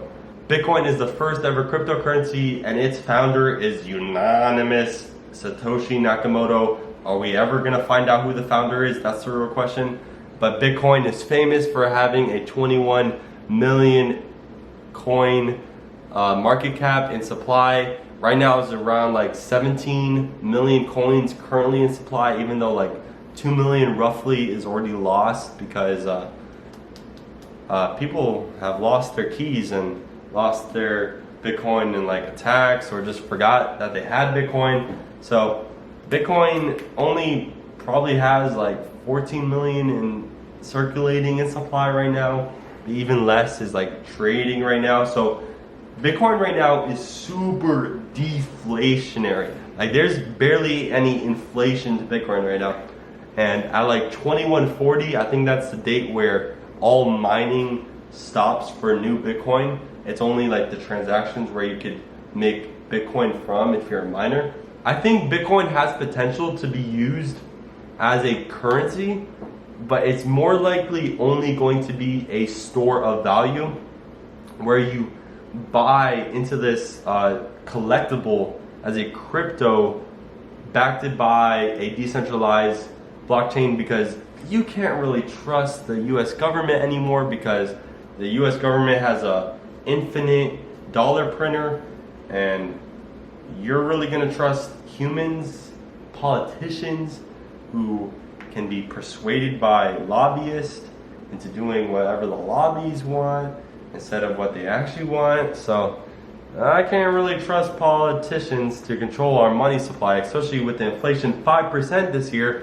Why did you guys make it so high? I understand you want to incentivize spending, and higher inflation makes you want to spend the money you have right now so it doesn't become worthless later. But if you have Bitcoin and it's a deflationary supply, then you can just have Bitcoin and just trust and save your money so you could grow in purchasing power and not decrease. And I don't really know too much about this, but Kathy Wood says that there's real concern of deflation in the future, where technology is going to be become so good that it's going to make all prices fall, because the input for productions just become so like little that a bunch of things are going to become produced, and deflation of price goods are going to happen. But if deflation of price goods happen in a Bitcoin environment where it's the currency, things kind of level out there, and there can actually be inflation of prices with Bitcoin as a currency. I know that's kind of mind-blowing to think about, like how Bitcoin can become an inflationary currency, but there's a way, and there's a realistic way where in 30 years, if technology becomes that good and deflation is an actual scare, then Bitcoin can become inflationary. That's just something to know, and I find that actually really interesting and really thought-provoking. Anyway, as we stand right now in 2021, Bitcoin is like a national currency in like El Salvador.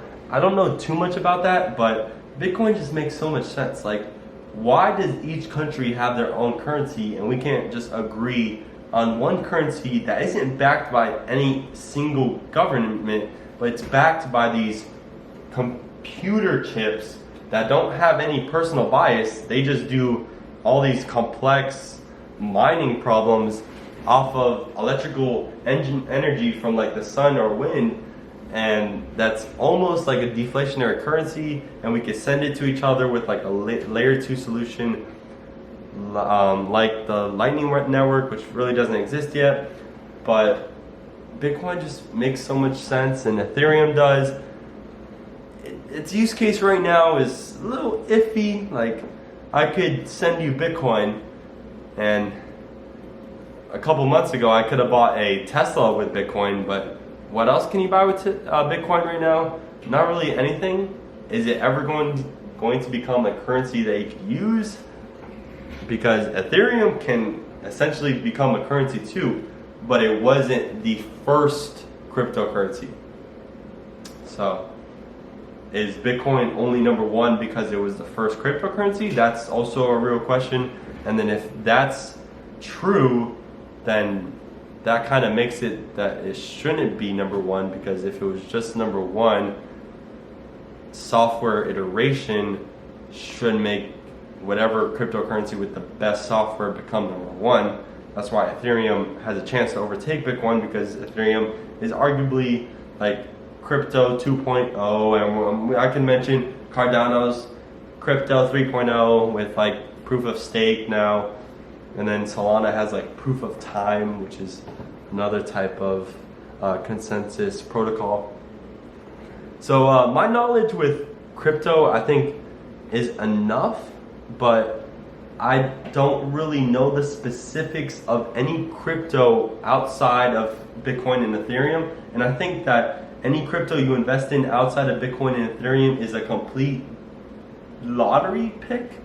And I promised you that I was gonna mention my most embarrassing investment in my like 5 years of investing-ish, because I'm 19 now, so my own investment account has only been open for a year, but I got my parents to invest some money in crypto, and the majority crypto in that first portfolio was Litecoin, and Litecoin has fallen so much in its position as a cryptocurrency. It used to be like 5 and now it's 17. The stock price has been stagnant from last bull run cycle to this bull run cycle, like peaking around like $200. So that's disappointing. While Bitcoin has like 3x from 20,000 to 60,000, and Bitcoin is a beast of a market capitalization. So Litecoin, I really shouldn't have invested in it. I really thought it was going to be like the silver to Bitcoin's gold, because Bitcoin is digital gold. It's a store of value. You buy Bitcoin knowing that it's a pretty safe investment, because it's had a great ROI the past like 10 years. But Litecoin, like, what's the purpose of a second currency just to be a transactional crypto? Like, that's not what we're trying to solve here with cryptocurrencies. Cryptocurrencies is going to be for like the digital universe that's oncoming. Ethereum's for the metaverse. Cardano could be an Ethereum killer. I have 2.6 in Ethereum and like $10 in Dogecoin, but I don't really believe in Dogecoin, even though Elon Musk was pumping it up for like a couple months, and I was like, this is really tempting me to FOMO into it. But Elon Musk has since forgot about it. He's moved on with his life, focusing on Starship. Those are my thoughts on crypto and stocks. Honestly, I think investing in Bitcoin, Ethereum, and Tesla are right now my best option, because it's like my best return with like the lowest risk for me right now. So I should probably invest every single dollar into those 3 assets, but I'm probably not, because I'm gonna invest like $1 into Duolingo more, $1 into Etsy more, and just that's gonna slowly add up to make my whole portfolio increase. But Ethereum, Bitcoin, and Tesla should be my biggest inputs for money that I get over like the next year. So you're not really gonna see that in the percentages. Maybe you see like Bitcoin overtake Ethereum, because I would love to get to 1 Bitcoin one day. I think it's possible for me, even though it's really unlikely. I really want to get to 1 Bitcoin. That's like one of my little life goals. Like, I really want to own a Model Y, and I also really want to get to 1 Bitcoin. So this video has been extremely laborious, and I hope you survived through it all. If not, it's okay. I understand it, but I'll see you next year.